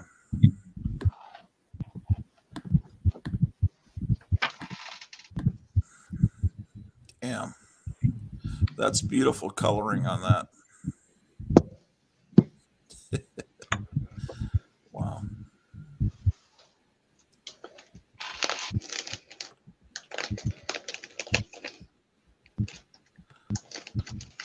Seems okay. No visible damage en route yet to open. Uber lazy right now. I need some super male vitality from Alex John. John, have you done any new animation?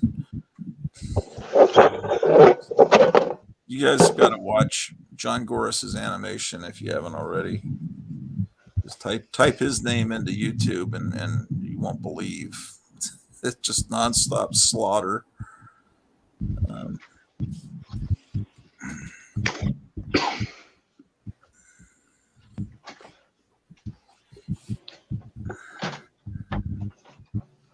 What else came in that collection with the coverless comics and the Spider-Man or the creepy eerie whatever? Anything else? Cool.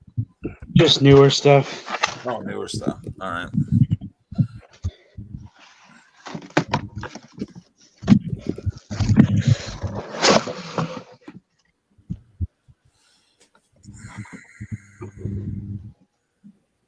So this is a mask.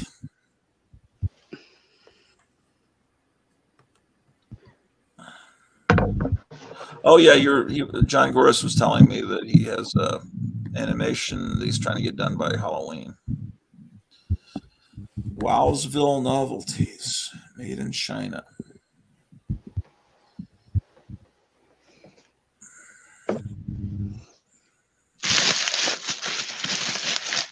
Where are we going to get all these monster toys when China goes into Taiwan and the Russians are like this close to bombing us? Oh, that's pretty. That's pretty good. I didn't expect that. What is it meant to be? A flower pot? Tiki mug. Oh, a tiki mug.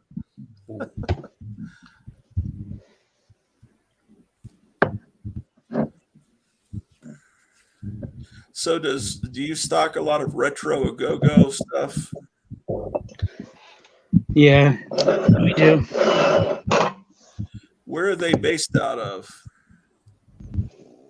Let me see.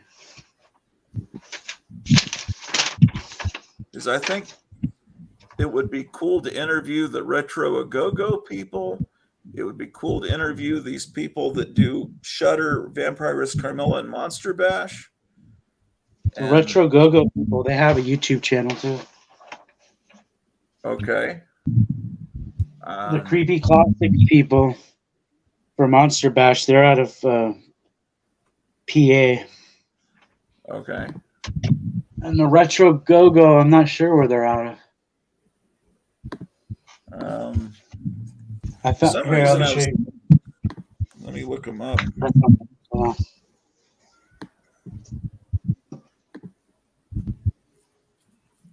Yeah, Captain Strangeliffe just opened an AOK package with some replicas of Spook Show posters.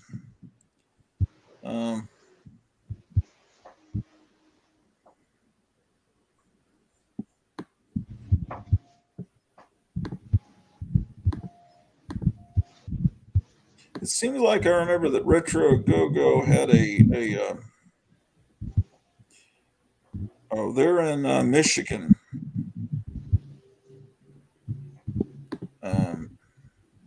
In Howell, Michigan. So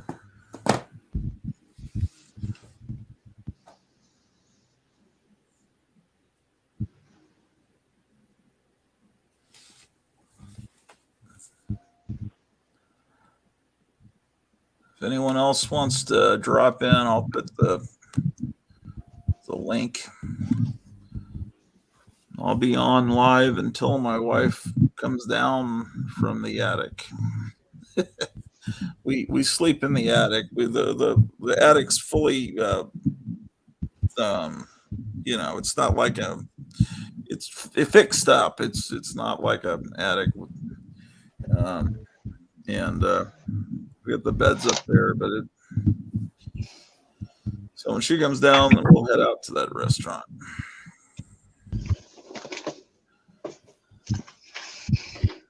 Are you guys there? Yeah, we're here. Retro Go-Go's in, I think, Michigan. Yeah, I was just saying that. Well, I thought you were there listening. Yeah, Howell, Michigan. I looked it up on my phone.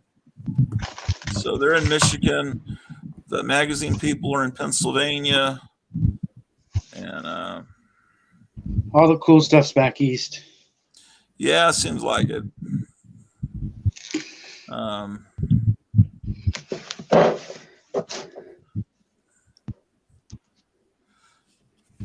That's a good one, but it's not as good as the chilling, thrilling sounds of the haunted house. Well, the older one that has the orange cover. Does this have different stuff in it? Yes, it's different recording, and yeah, that one's from the 70s. The other one came out, I think This the one's other one came 79. out a few years before the actual Haunted Mansion at Disneyland opened. I think the Haunted Mansion at Disneyland opened the same day as the Tate LaBianca murders. That's Do you have another this one? That's not a Disney one, I don't believe. That's just a generic. I think that's a good one, but that's from '77. Yeah, that's the good one. That's the good one. Yeah, a little bit of ringware. Yeah, I have several copies of that. That's as good as Sgt. Pepper's. Ah, there's the William Shatner Cramps record. You got that last night? Yeah. Yeah, that's great. Now, there's a mask made of that head. That I think that artist is Stephen Bickerstaff or something like that.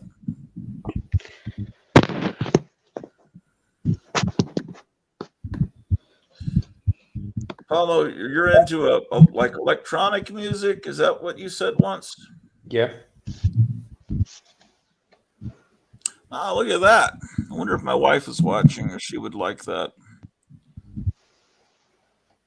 They used to do commercials with Jean-Michel Jarre on my local radio, and I always liked the sound of stuff like Rendezvous 4 or Magnetic Fields 3, which were singles from some of Jarre's 80s albums. Okay. Is that made to look like it's like an old package with like wear on the edges on that Elvira? Yeah, it's supposed to be like a VHS, right? Right. Yeah, that's what I was thinking. It does look like a VHS. It's too thick. It's too thick to be one.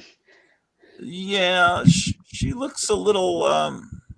The actual Well, toy looks better retarded is than not a nice term now. Mentally challenged. What the is toy looks better than that picture look. She doesn't look as bad in real life as she does on the package. You're right. Yeah, the package is bad. Yeah, how are you going to sell a product like that where you don't let them? You put a horrible drawing on it. Yeah. That's usually it looks better on the package. Then when you look at the actual paint job done by the slave labor in China, it looks that actually looks better than the package. That's very rare. Do they do one with black as well? Black dress. Yeah, the black one's the regular one, and this is the one with that pinball box set. Oh, okay. That came in that. Oh, it came in that. Oh, okay. And you're saying that whole thing is $15? 50. Oh, 50. Oh shit. I was thinking 50. $50. That's great. Oh wow.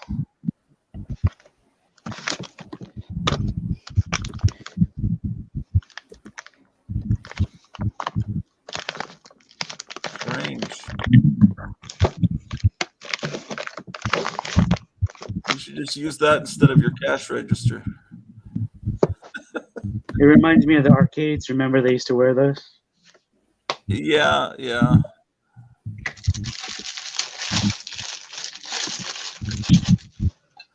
My wife says she likes the red. Well, I'll show you the whole package, Cleo. It comes in a bigger package, but it's like $50 if you want it. That's that is cool. That is really cool. What does that cost? Can't remember what these are. Hold on, let me see.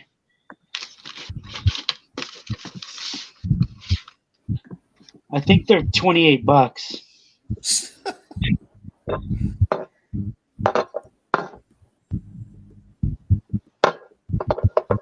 That's pretty neat. This is the coolest thing though, right here. I might have to go plug my phone in. Oh. Wow. Is that a new that's old, right? That's not a new replica, is it? It looks brand new, like the box. I mean, how did that come to you through? It came from another country, I think. Oh, There's like some okay. weird tax stamp on it. I mean, did you order it from Diamond? Where did you get it from? I guess is what I'm saying. Hold on, let me think. Let me see if I can find out where it came from. Yeah, that's a cool looking thing. Hopefully you can open it and show us what it looks like inside. I want to make it work. Hold on. Oh, it flips a coin.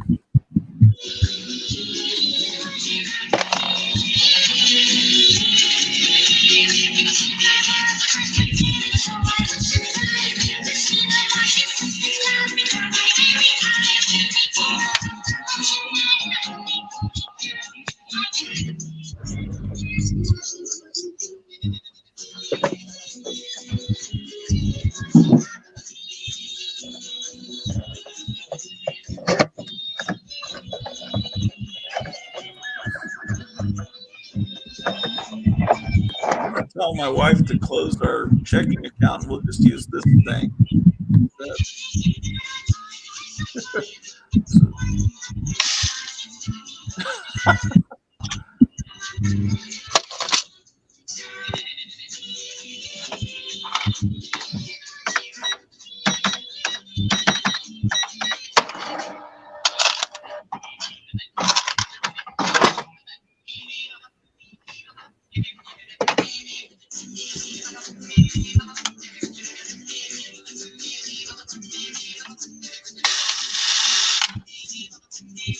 Oh.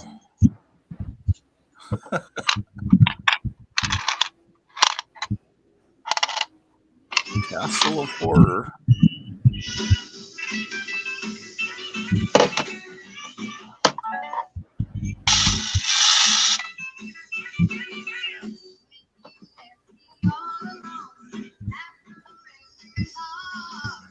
That is pretty cool. I would think that's from the 70s, wouldn't you? It's no date. Like they kept making them all through the 70s, I think. Oh, they just never changed the. Okay. So that's like new old store stock or something. Yeah. It's pretty neat.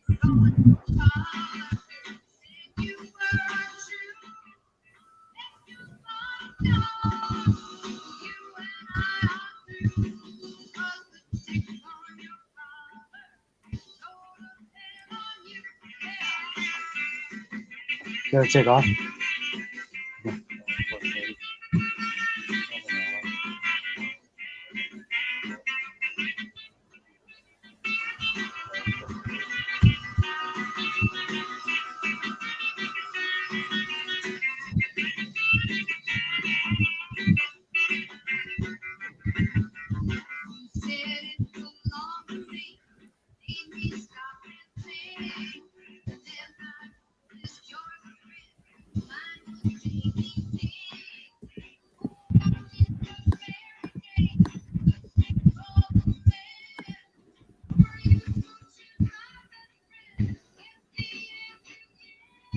And it's still on? Yeah, you're here. Okay. If like a Beatles song comes on or something, you might want to turn the sound down just so we don't get a copyright violation. I don't think there's certain bands that YouTube forbids. Yeah, John Goris said a friend of his used to have a Frankenstein head bong. And then there was I used always to have a that little thing like that one, but it was a coffin, and the hand comes and grabs the coin. I've got something like that, but it's not old. I used to have a Godzilla one. Used to have a We got a Godzilla one too. That's from Argentina. I got that castle. Oh, okay, Argentina. I don't know why From John Southern- Goris is saying "Rest in peace, Santa." What is he talking about? It's not Santa. Um,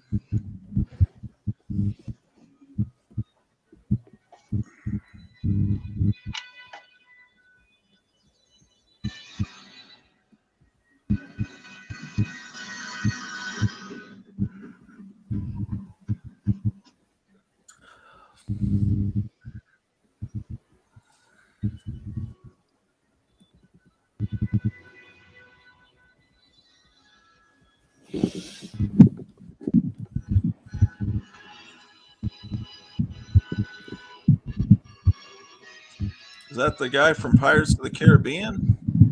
Yeah. Okay.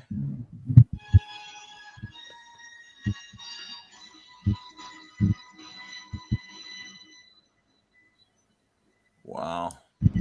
Whoa. What is that? Is that a Garbage Pail Kids Frankenstein?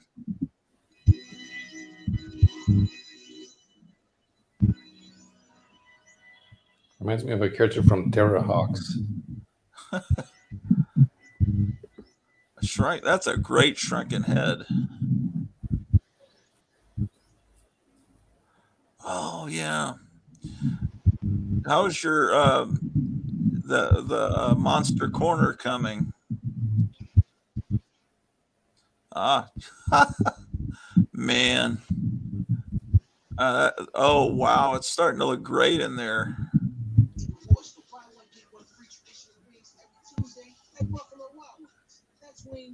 Yeah, I think it's been a probably a month since we've seen the interior of your store. You probably put a lot more stuff up.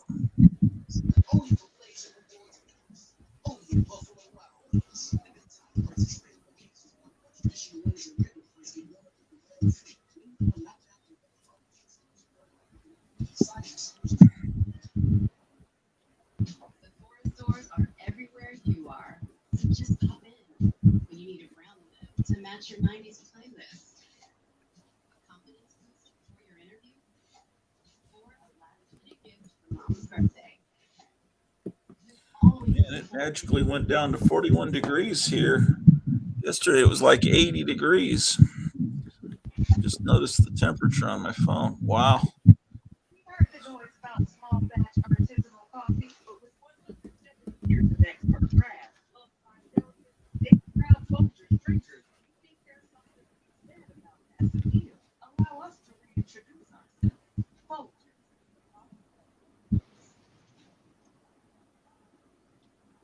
Oh, that's nice. Is that a homemade thing? I think it's a custom. How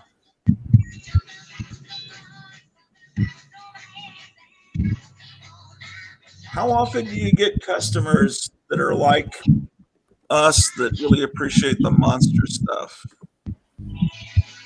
I mean, there's something back here for everybody, right? Yeah, but not for the people into Magic the Gathering and Funko Pops. But how, or the current comics? How often do you meet a lot of cool people that are into the stuff we're into? Yeah, we do.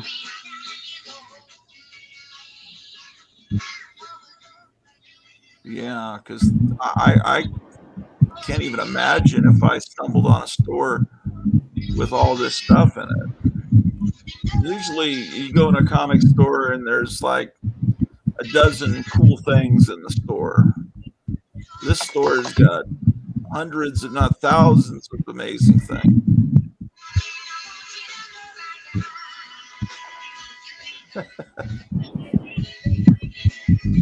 I've got a chain of Creature from the Black Lagoon head, like a string of lights that have the bulb is the creature head, but they burned out, and so I've got to get a string of lights that where the bulb, the base of the bulb will fit with the creature head.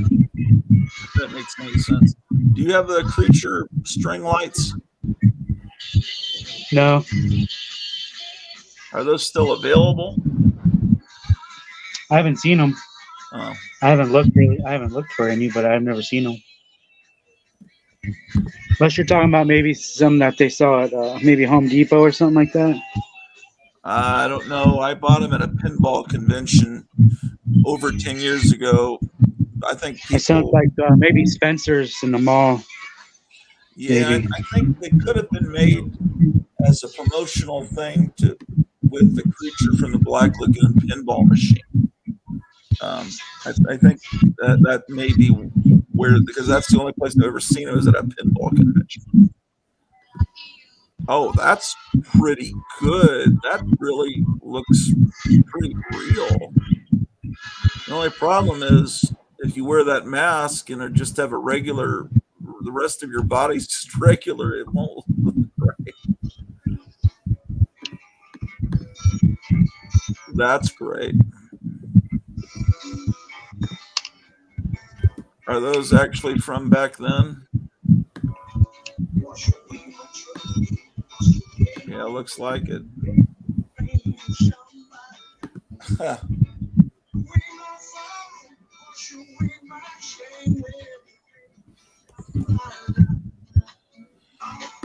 I've never actually seen the real thing, I don't think.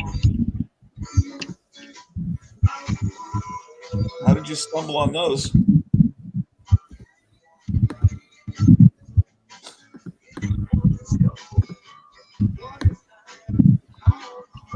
I'm not sure where this came from.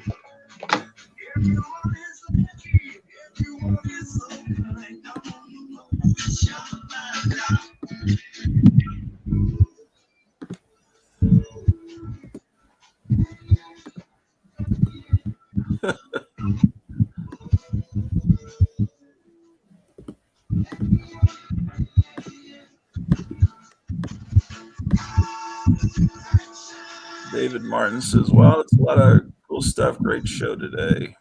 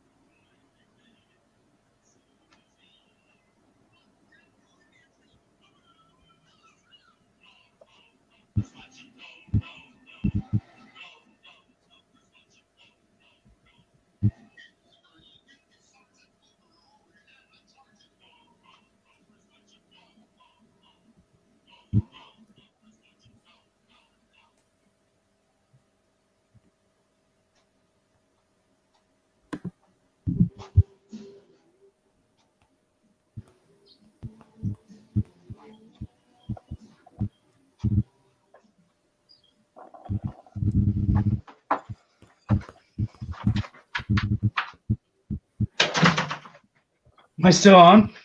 Yeah. Oh.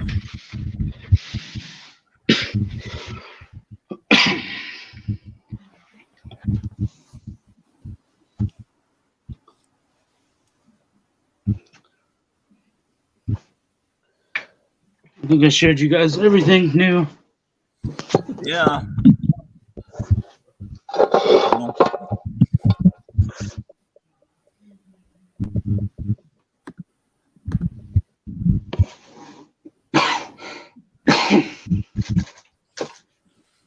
Looks pretty amazing.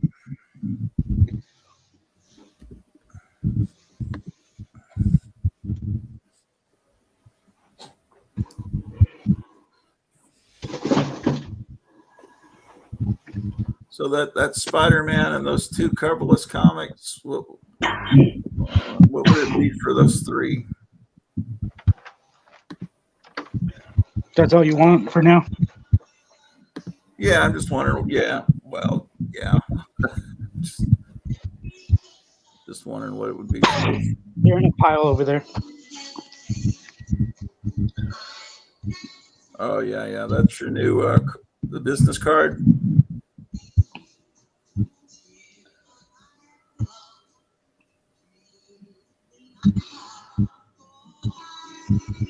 Did someone make that art for you, or did you?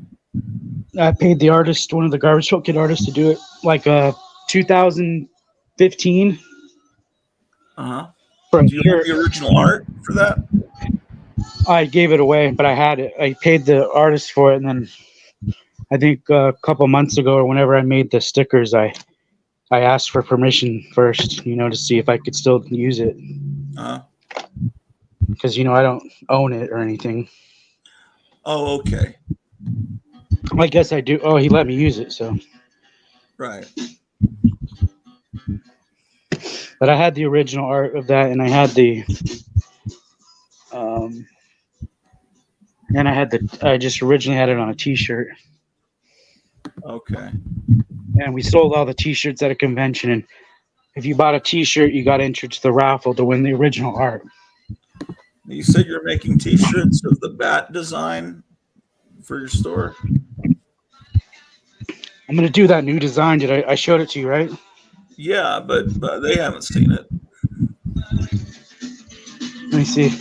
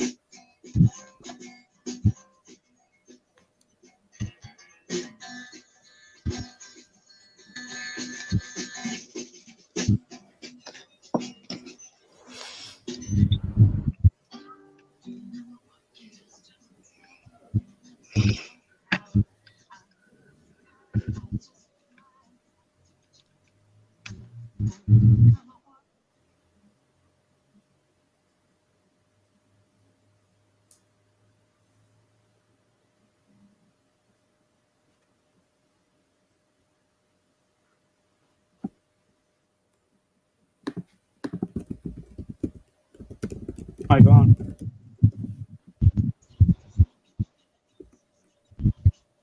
Am I back? Yeah. I thought that's a deep shit for a second. That's what I thought too. I was laughing, and then I realized it didn't even say that. I'm laughing for no reason. So when will those T-shirts be ready with this design? Because that looks amazing. Find your perfect ring at the annual bridal event at Hyde Park Jewelers this Saturday and Sunday. For 2 days only, save 10% off diamonds and 20% off bridal jewelry, including engagement rings, anniversary bands, and wedding bands. We'll even have select rings at 75% off. You won't want to miss these. Someone once asked if I could make them big. Make your Sleep will bring you the same answer I gave that day. Tomorrow, your answer will be yes. Keep me by your side in case you need me in the future. I have a feeling you will. Wow.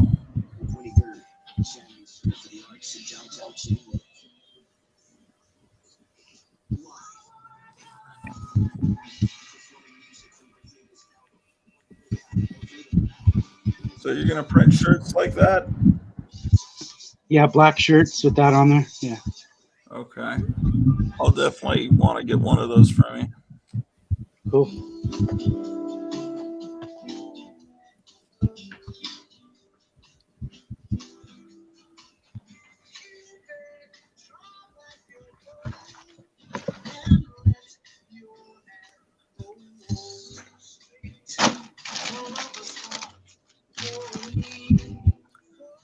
Is that still my Spotify playlist that's playing in the background? Yeah. Yeah, if you look up Gratu Orloff on Spotify, there's several playlists that'll play, I think, for at least a week or two without repeating a song. I kind of got obsessed with that and then forgot about it completely.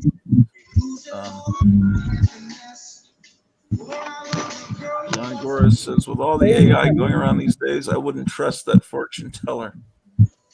Yeah, there's supposed to be some AI that's trying to figure out how to destroy mankind. It's the headline on several websites that I looked at today. That it's. You got my message? Yeah, your text came through. Cool. I was like, okay. Maybe some of those villains. Oh, yeah. Nice stuff. Nice.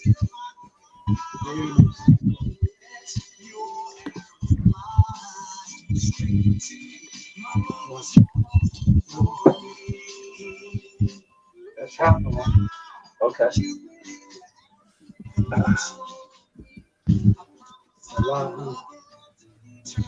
Punisher looks my goodness.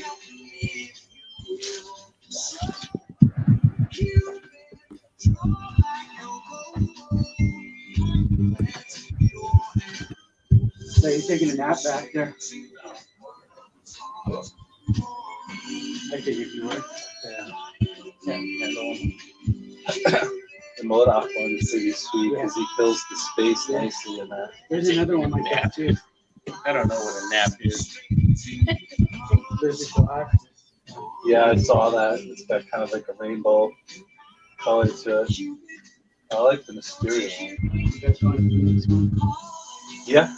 I was really disappointed that Olmos found out. Who did? Edward James Olmos. You did? Yeah, because he wasn't too greedy on the price for a photo. Wow, $50. Told you it was a lot. $50 for a picture with him. You got Miami Vice, then you got Blade Runner, right? And then if you're a fan of Battlestar, you know, so the guy's kind of a legend in my book. He's not getting any younger. And then I enjoyed the Mayans, you know, so I thought like that was a real steal. Like I was gonna do the combo, like pay $50 to get my picture taken with him, and then have him sign something that was Blade Runner related. And I was like, that's a steal because like Paul Bettany, it's Vision, but he wants $120. I think Shatner's 150. Really? Anson Mount is $80, and I like Star Trek. I remember when autographs were $20. That wasn't that long ago. I know.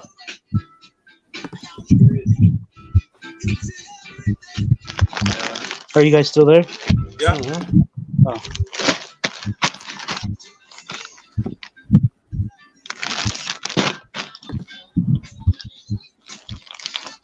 Yeah, that John, that you put a comment something like every cash register should have a deep shit button, and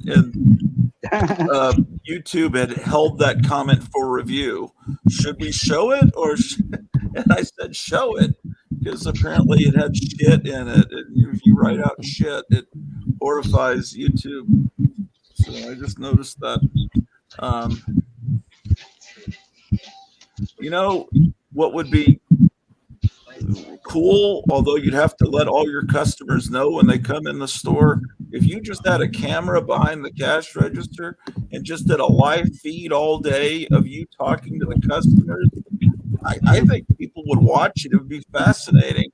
Kind You of ever like watch there's a Comic show Book called Comic Palace? Book Heaven, where they're always in this comic store, and you just Check out listen Comic to Book Palace too. Palace. That's what it is. I thought it was Heaven Palace, and it's just fun to listen to this guy shoot the shit with the customers, and it's kind of interesting when the customers are talking to you. And I don't know, if you got unlimited StreamYard, you can just broadcast your whole work shit, and that way, if anything ever happened, it's like you could write it off as what do you call it, like a security camera. Yeah, that's But true. anyway, some people might not appreciate being filmed, though, especially if they're buying presents for their wife or something and they're home doing it. I don't know. I'm just saying it's fun to listen to the conversations. Oh my gosh, what a interesting action figure that is.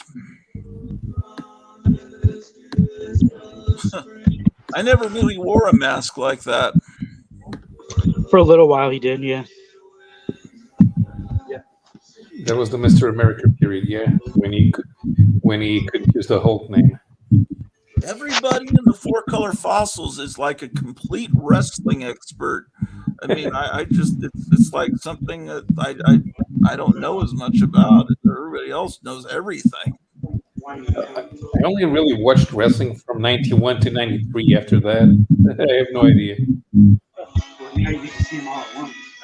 Every week there's like 5. It's been going on for several months. Yeah. It seems like there's more than there was on the good guys. It feels that way, but they're all filed in. They got everything happening. How you doing? I'll let you bring me up in a second.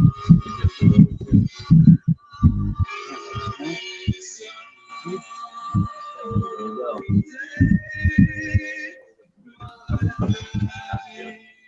Yeah, Virgin Colors.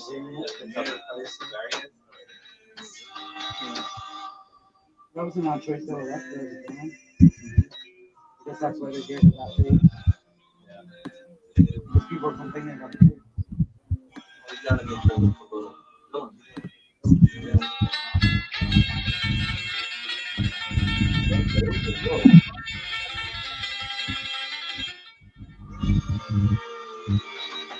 I feel like you wanted to go. You think so? There's some rank that you know, you sign a contract with them. Might go and do his own thing. You know, it's stuff or Not don't need any of the stuff, huh? not until my kids get a little bit older. You know, yeah, I've been collecting now for 5 years. Just pop in. But I cash in all the digital codes. Confidence boost. yeah, that'd be a good one to hang on to. Or a last-minute gift for mom's birthday. Both inside. Just always supporting you. Side of the way. Oh,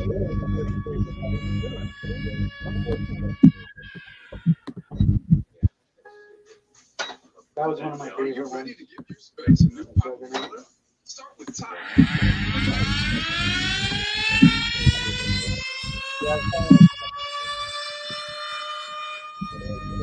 It's like we're watching a Levi's ad. Choose in-store or curbside pickup. Head to your local Lowe's or visit Lowe's.com today and get started on your next paint project. That was one of my Lowe's, favorite home ones. Yeah, it's almost like you get more excited about the villains than you do the heroes.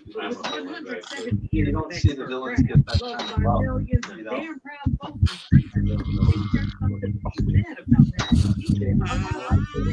I was in Target earlier today and I saw some sort of old Marvel villains like board.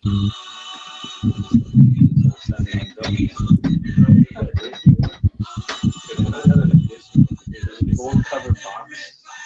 It's kind of like a role playing sort of thing. 154, 60.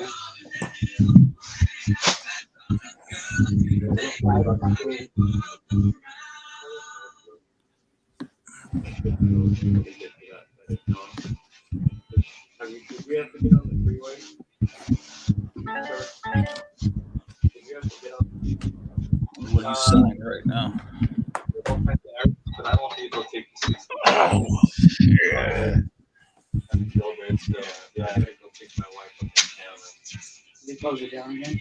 Yeah. Every Sunday they do now? No, it started yesterday. Now everybody's off doing something. They do it on the weekend. You Yeah. can't do it on the weekday. We got out of the yellow tent. And we're looking on the freeway. So is it late at night? Yeah. Funny thing is, even though Kevin has a lot of cool stuff in his store, I don't really buy merchandising. So kind of watching things that other people buy, Yeah, but not for me. They get phone, they get closed, man. That's it. All right. You take care. Thank you. Take care, Kevin. All right, we'll see you.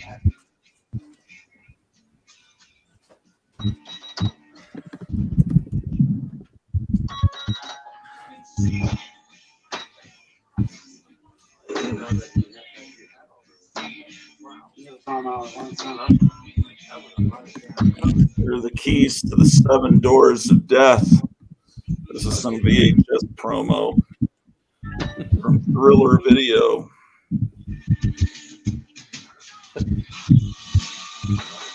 It could also double as an air car freshener. You Yeah, could do an air car freshener with that shit. right.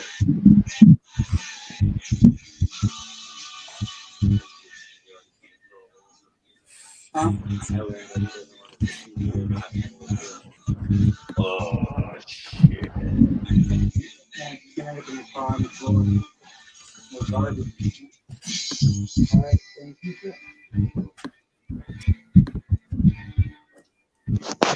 Oh.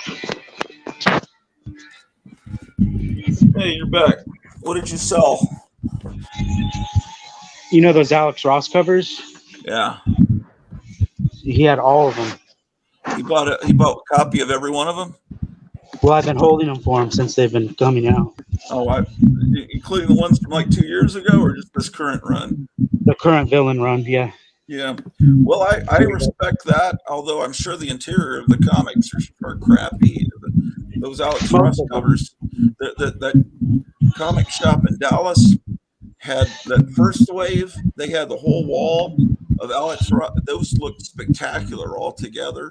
But what does it cost to buy all of them? What is all the villain ones together? I think that was about $180, I think. You're doing okay there. That's good. Well, I think my wife and I are about to run to this restaurant.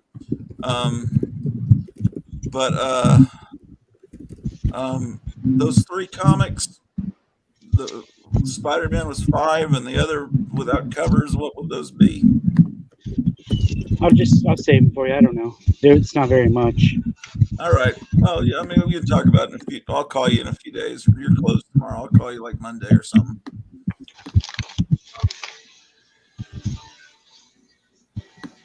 Oh, wow. It never ends. The entertainment never ends. Are those gloves? Uh-huh. Oh, wow. You know what sucks is that should be is Spirit, the Spirit Halloween store. It should be. This is what Spirit should be, your store, but they're just all a bunch of gore hooks through people's necks. This is what a Halloween store should be like. You do well at Halloween time? Cash grab. No, I don't do well. I do well all the time, but besides Halloween time. Oh, okay. For all the people for whom it is It's Halloween time, all year everybody long. goes to Spirit. Right? Yes, Spirit is terrible. You got all the good stuff. What is Cash Grab?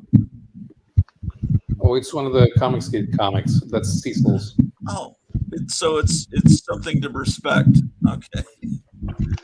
All right. Well, I really enjoyed it. We should do let me know if you want to do another one of those sessions where maybe we get all the fossils together to do a shopping trip. I'll have to abstain, but maybe, if you want to do another one of those on your day off or something, let me know. Yeah, we could do that. Okay. Well, I'll see if I get any messages from people, or I tend to only talk to most of them on Wednesday night. Sometimes people call me. You guys can call me anytime, man. Oh, look at that.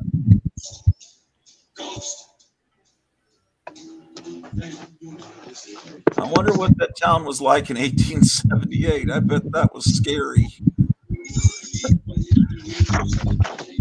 Oh, it's a whole history of the town. That looks like a fun book. Came with the building. Oh, it did? You just got it free? Yeah, it was just here. Yeah. Yeah, don't ever sell that kind of historical book is invaluable, and that's been out of print for 40 years.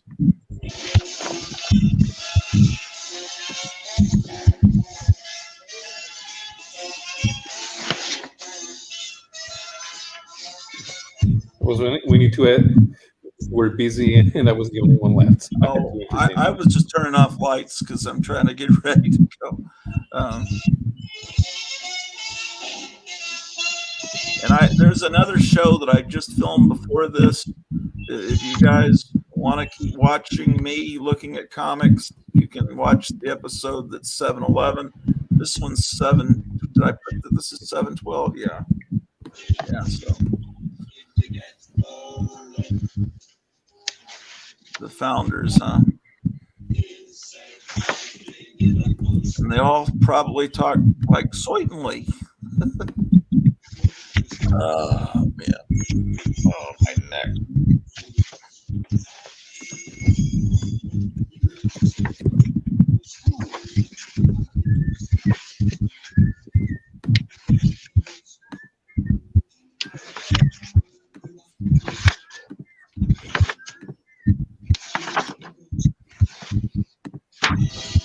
How old is the building you're in? When was it built?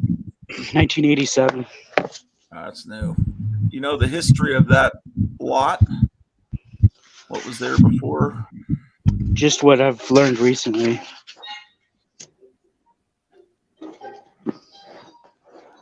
Yeah, the mayor has a building right next door to me. Oh. Has he ever come in? I haven't seen him yet, no.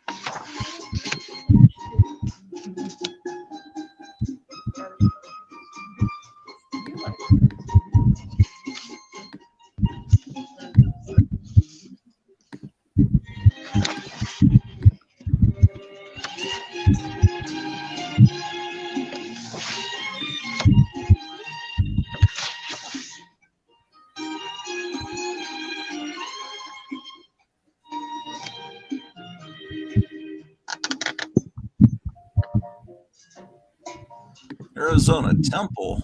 Is that a? That's right up the street from here. Is that a Masonic deal? It's I think it's Mormon temple. Oh, Mormon. Okay.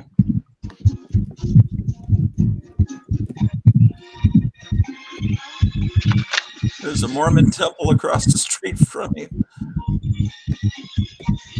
From you, there is.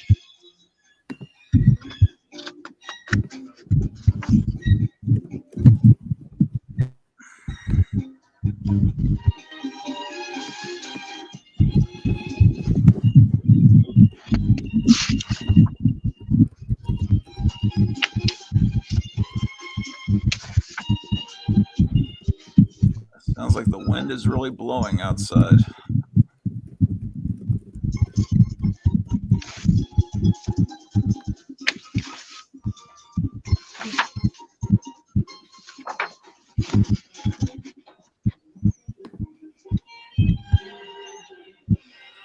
And another thing that's fun is old high school yearbooks.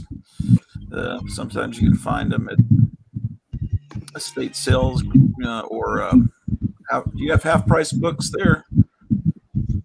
I think so. They have this thing called Bookman's here, I think. Okay, it's probably the same basic principle.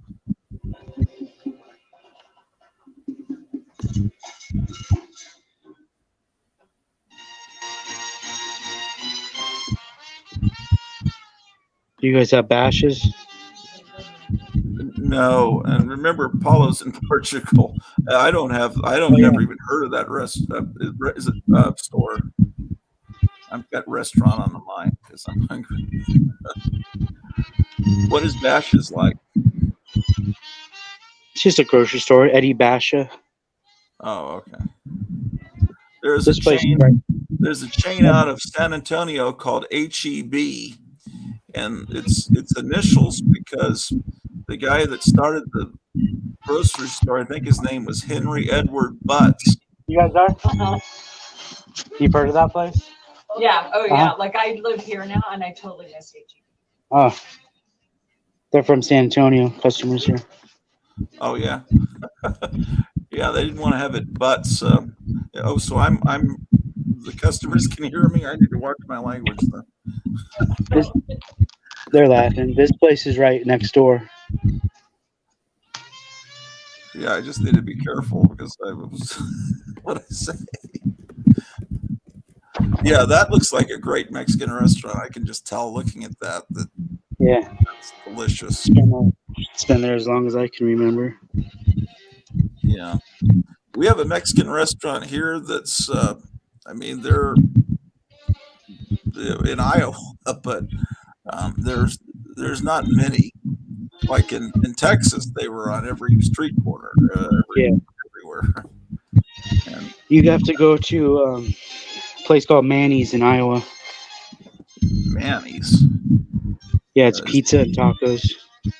Hey, do you know of a place in Des Moines called Fong's Pizza that's like pizza with Chinese toppings on it? Have you heard of this place? No. Pizza with Chinese toppings. It's not run. I think it was a Chinese restaurant. It was bought out, and it's like Americans making pizza, but since it has Chinese decor, they put. I think the story is they make Chinese pizza, and it's just an insane, local curiosity. I asked Kevin this because he used to spend part of his summers in the state. So he probably knows more about the state than I do. If it sounds weird, I'm asking someone in Arizona about the state I'm in. I didn't really Any go other- far away from town. Are there cool places in Des Moines that you remember, places to eat or visit? No, we stayed in the little town that we were in. You didn't venture out much. So I'm taking a look at the Fong's Pizza website. Oh, look at Paula's the ever the researcher. What's it like? Yeah, that's too many toppings. It looks insane. My wife really wants to go there. I mean, this does look delicious, but it's not balanced. I mean, by balance, not healthy. No, visually and in terms of flavor combinations. I mean, it's like you try to do pizzas function like sandwiches to me. So if you try to cram 10 ingredients into a sandwich, it doesn't work, and it doesn't work with a pizza either. Okay, I see what you're saying, but here's the solution: you just eat it with a knife and fork. You don't pick it up. then it works. Yeah, I know what you mean. You can't pick up a slice of pizza that's loaded with stuff. Yeah. But visually, if you think, I was just talking to my wife about this the other day. If you came from another planet and you couldn't smell it and you couldn't taste it, you just looked at a pizza, you would think it's something horrible. It doesn't look delicious until you have tasted it and smelled it, and then you have that in your mind.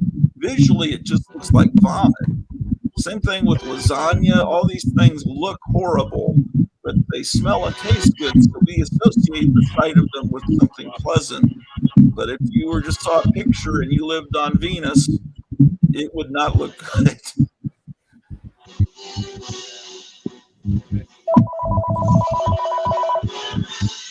Call from South Comanche.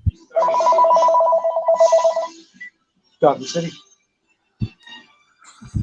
Hey, what's up, Ricky? City with the Batman theme playing. That's funny.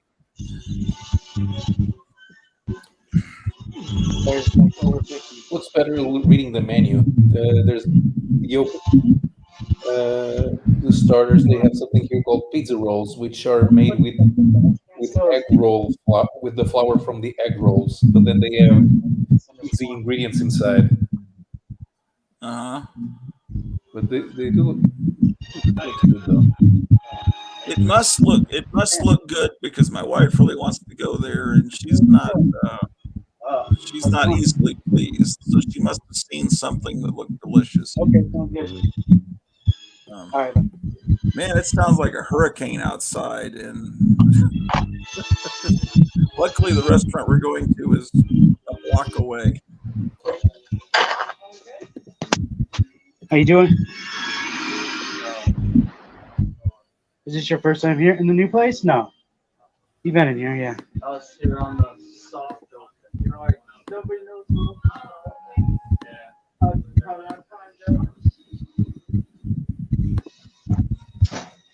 Sometimes do try to look up what menus are like in different places, because I like to watch diners, drive-ins, and dives on the Food Network, and sometimes one of the restaurants may catch my eye, so I Google it and I look at the menu, and it does look the menu in general does look good. It's not just the dish that they do for the show, but yeah.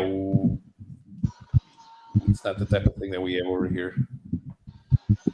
How did that happen? I didn't do that. I was trying to do this.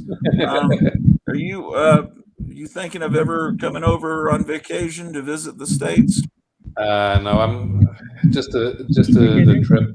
It's expensive. Yeah. Oh my God. I would need to be independently wealthy. Yeah. Especially because I just don't want to go on a regular vacation, go stay in the United States for 2 weeks doing tourist stuff. It doesn't appeal to me. Yeah. Has your job situation stabilized? Yeah, I'm starting my new job on Thursday. Oh, good. So yeah, but it's not a job that I can afford to go on vacation in the United States. Right, but at least you'll have security because you were stressed for a while. Yeah, but you'll be okay stress-wise, more or less. Yeah, Imagine the economy's bad worldwide, huh? Oh yeah, definitely. I mean, the cost of living went up. They've been trying to do ways to curb rising food prices, but it's not working. The housing market has gone through the roof. Yeah.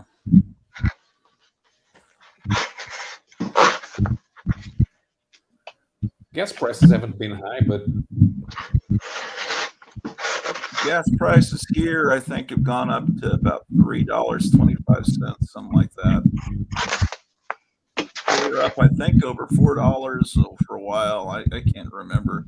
I don't gas up very often because everywhere I go I never drive more than about 90 seconds to anything I need to go to. The furthest thing I go to is maybe 2 minutes away. It's like one of those 15-minute cities that the Illuminati want us to live in.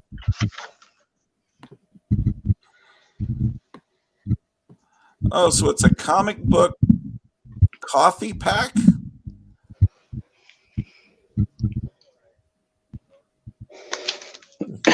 Yeah.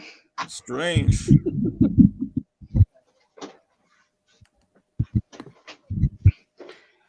They got to try everything they can to sell comics, right?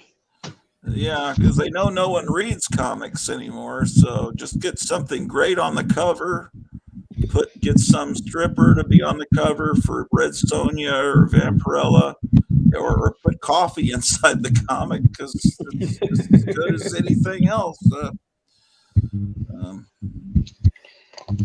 Did you say you had seen inside this Boris Karloff Gold Key, new Gold Key comic? Do you have some preview? Pull it up. Why don't you guys pull it up on the we could look at it on their Kickstarter. Does it show the interior art on there? Yeah. Yeah, I would. I think my wife's about to come down the stairs, but I thought maybe you had some pictures of the art in like a preview magazine or something. No, I just saw what you guys saw on the Kickstarter.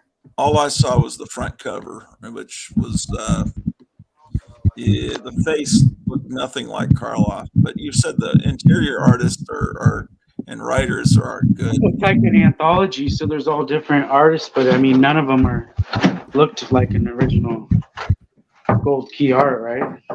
Yeah, but I mean, let's say they couldn't get someone to look like the Gold Key artists, which weren't very good, honestly.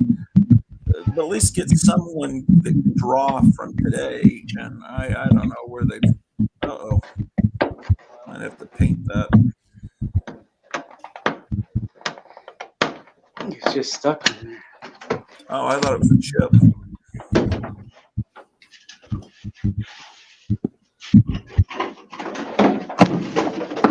My wife's talking in a very high-pitched voice up there. She's either talking to the dog or someone on the phone.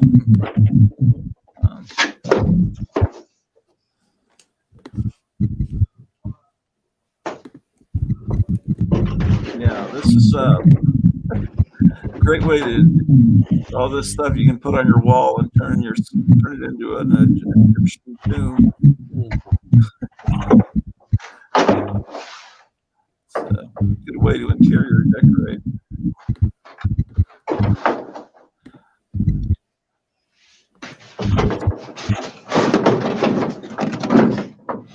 So you bought that to you put up in one of your back rooms? Is that what you told me? I haven't put these up yet. Yeah, when you do that, that'll be really cool. You're just getting in my way now. Oh, that's nice.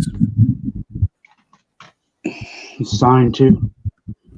Oh, excellent. Yeah, I've got a Dave Stevens print of Betty Page shower signed. And I think I might have some other prints signed by him. I mean, I was buying all that stuff when he was alive, when that was coming out, and now apparently You can still buy the prints on his website. Yeah.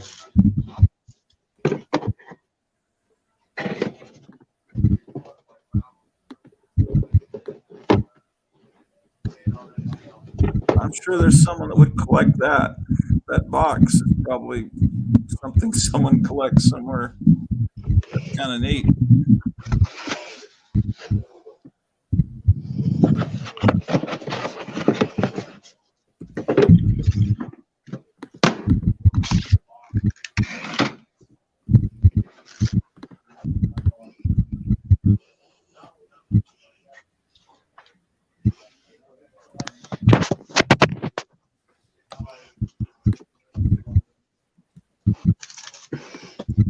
That ash from that comic got over everything. Oh no! You ought to put that in the back. I just wonder what was the. Why would they burn part of the comic? What? I guess it's part of the story, like the meteor hit. Oh. Okay. Okay, just another case of they were trying to be too smart for their own good. Well, they're pretty smart, but they're also pranksters. You know, they're clowns. I mean, literal clowns. I'm not saying that as an insult. I mean, you could have got all over my Amazing 15 copy. Do you literally have an Amazing 15? No. Oh, you do. There's a picture somewhere online where a dog is eating an Amazing Fantasy 15. I don't know if it's faked, but it's. I think I heard it's fake. Is it? But it is a cool picture. Yeah, I saw that. You were telling me about the kayfabe where they pull out a whole stack of New Mutants 98 and they're folding it back just to annoy the fanboy viewers. Yeah, he opens it up and then folds it right here. Creases it down right here. No, Yeah. GCD will never call it 9.8. Yeah. Sometimes I cringe when people are handling comics. I'm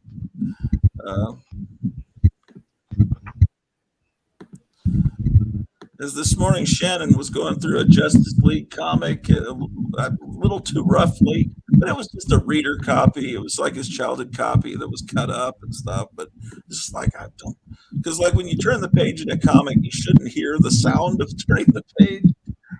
I'm just as bad as everyone I make fun of, is what I'm trying to say. That is kind of why I prefer the collected editions. You want to show the story? Okay, here it is. Let me open up the book. Here's the story in the book. Yeah. Damn, look at that. I've never seen that photograph. That's probably. It's at a diner or something, it looks like. Yeah. Well, yeah. Well, the Woolworth type, they all had diners. Yeah. Yeah, that's a cool book. Didn't Jambo get a copy of that from you? No. Or that might have been the one you were showing. This one's cool though. I gave that book away. You gave it away. You were a Remember very that? generous person. I gave that book to Graphic Man. Oh, well, that's a good person to give stuff to. He's very generous too. It had a little water damage on it. Well, the people in this community, I hate using the word community, but the fellow collectors that are in our network, our neighborhood, are very generous people in what they built. Charlton 66 sent me a message last night saying, "How are you feeling?" I guess because I was like really in a bad mood on Wednesday night. He said, "Are you doing okay? You haven't done a show in a while." And he says, "Oh, there'll be a package arriving next week." Because he sent me a package for my birthday. It's like, wow, this is really cool. Such a nice guy. And then Monster Bash, he was showing a copy of it on the Four Color Fossils show. And I said, I wish I could get that. I wish there was a store that carried it. He says, "Oh, no problem. I'll add it to my list. I'll get an extra copy sent to my store and I'll just mail it." It's like, holy smoke, these people are like saints. I just showed that book earlier today, that Yak Yak, when you watched the other video. Oh, you had a show come out this morning? Well, I did a show and it ran out. I ran out of memory right before and then I said, shit, I'll just start a live show. So the show that I did right before this there's another show. Yeah. It's right before this one. Yeah, I have that. That's good. If any of you are looking to that's a reprint of the first issue of Cracked. So those of you that watch this, guys, if any of you watching this, if you want to call Gotham City, if you see something you want, you can call the store and talk to Kevin, and you can get this stuff sent to you. It just and some of this stuff is your personal collection, like that potato gun and some of that, but most of the stuff's for sale, I assume, right? Yeah, everything So, is price, right? Do you want to give your phone number in case someone wants to, or hold up your business card?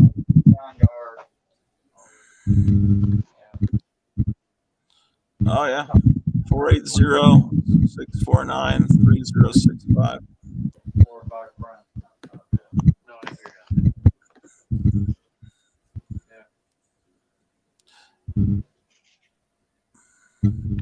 Yeah, that Tomb of Terror DVD I was putting together this morning, which is the 5th episode. I put your commercial with the Godzilla into it. Although it has the old address though. I guess the phone number the same though. Yeah. Oh, you put it in a video? That's cool. Yeah, I threw it in there, but one of the DVDs that you're gonna sell, or the one that went on. I just put the commercial in there with all these other commercials from the 1970s, just mixed in. But it just has the wrong address, but it has the right phone number. Yeah, man. Wow. What is your house like? Do you decorate like this in your house or apartment? No, I can't move around in there. Yeah, I mean,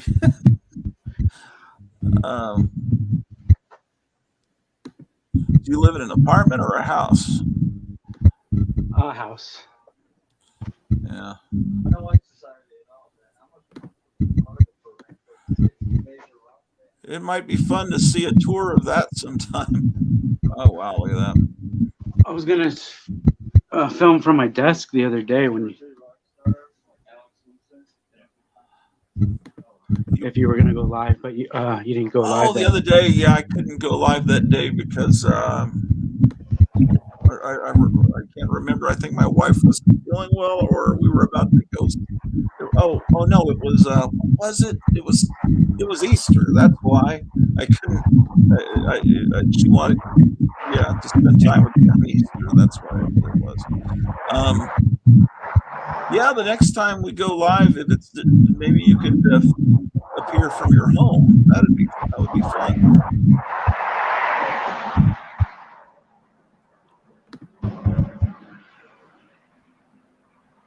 Wow.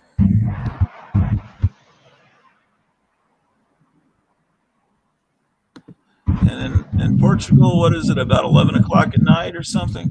1:30 in the morning. Oh shoot!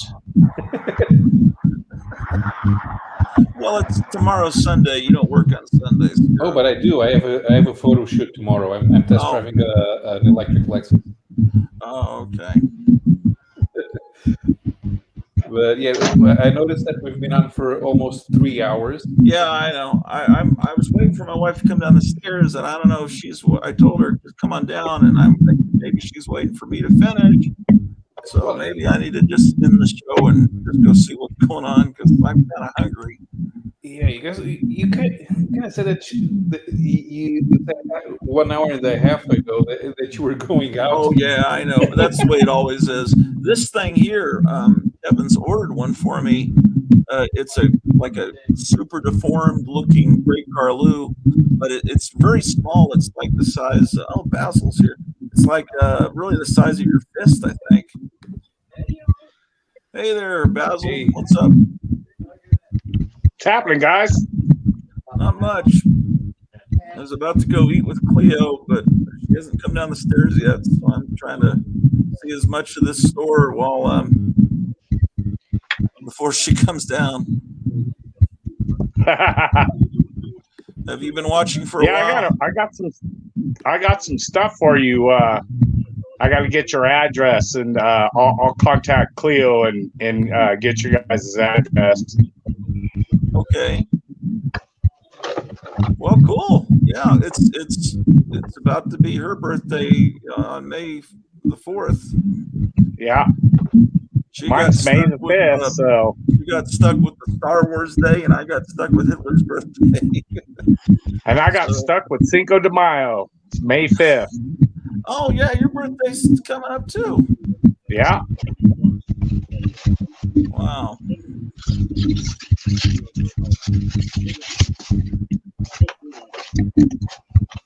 Yeah, that's me. When I post, that's my other handle is Fest. Oh, that was you because when my other when my other device went down, I had to make a new handle, and so I just used it to that way I could prop up all the people I like on YouTube, and you know what I mean? I could give them extra likes. Oh, okay. That's a good idea. I always like my own videos so I can get one more like. It used to let you subscribe to yourself. It doesn't let you do that anymore, but you can at least like your own videos.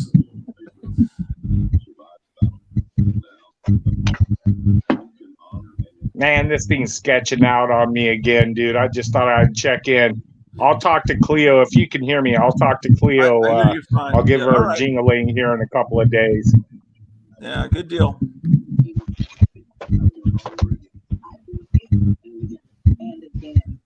We're about to go eat, so oh, she's gone. Let's see.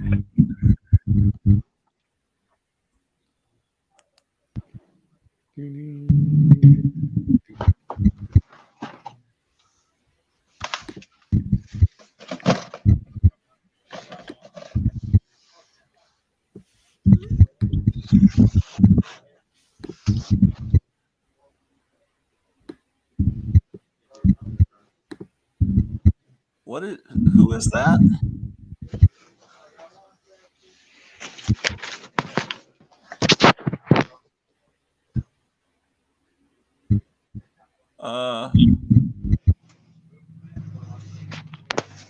I guess I don't know who that is.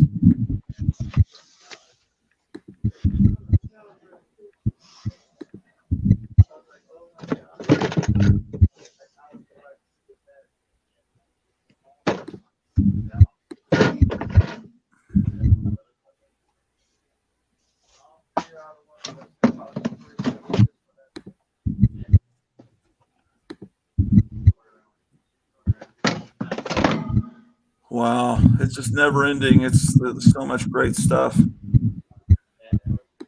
Well, I think she's actually honestly coming down now. So I think I just texted her. Are you ready? She says, All right, ready. we'll see you guys later. I guess. So anyway, I guess I'm going to say goodbye to everybody, and I'll talk to you real soon. Maybe I'll call you Monday about that Spider-Man. So let's see. What is Jim Jars saying here? Off to watch Karate 7-Eleven show. Yeah, if you guys want to watch more, watch the show I put up right before this. There's another episode I put up that actually went live right in the middle of this show. So anyway, take care, guys. I'll see you. Okay, bye. Bye.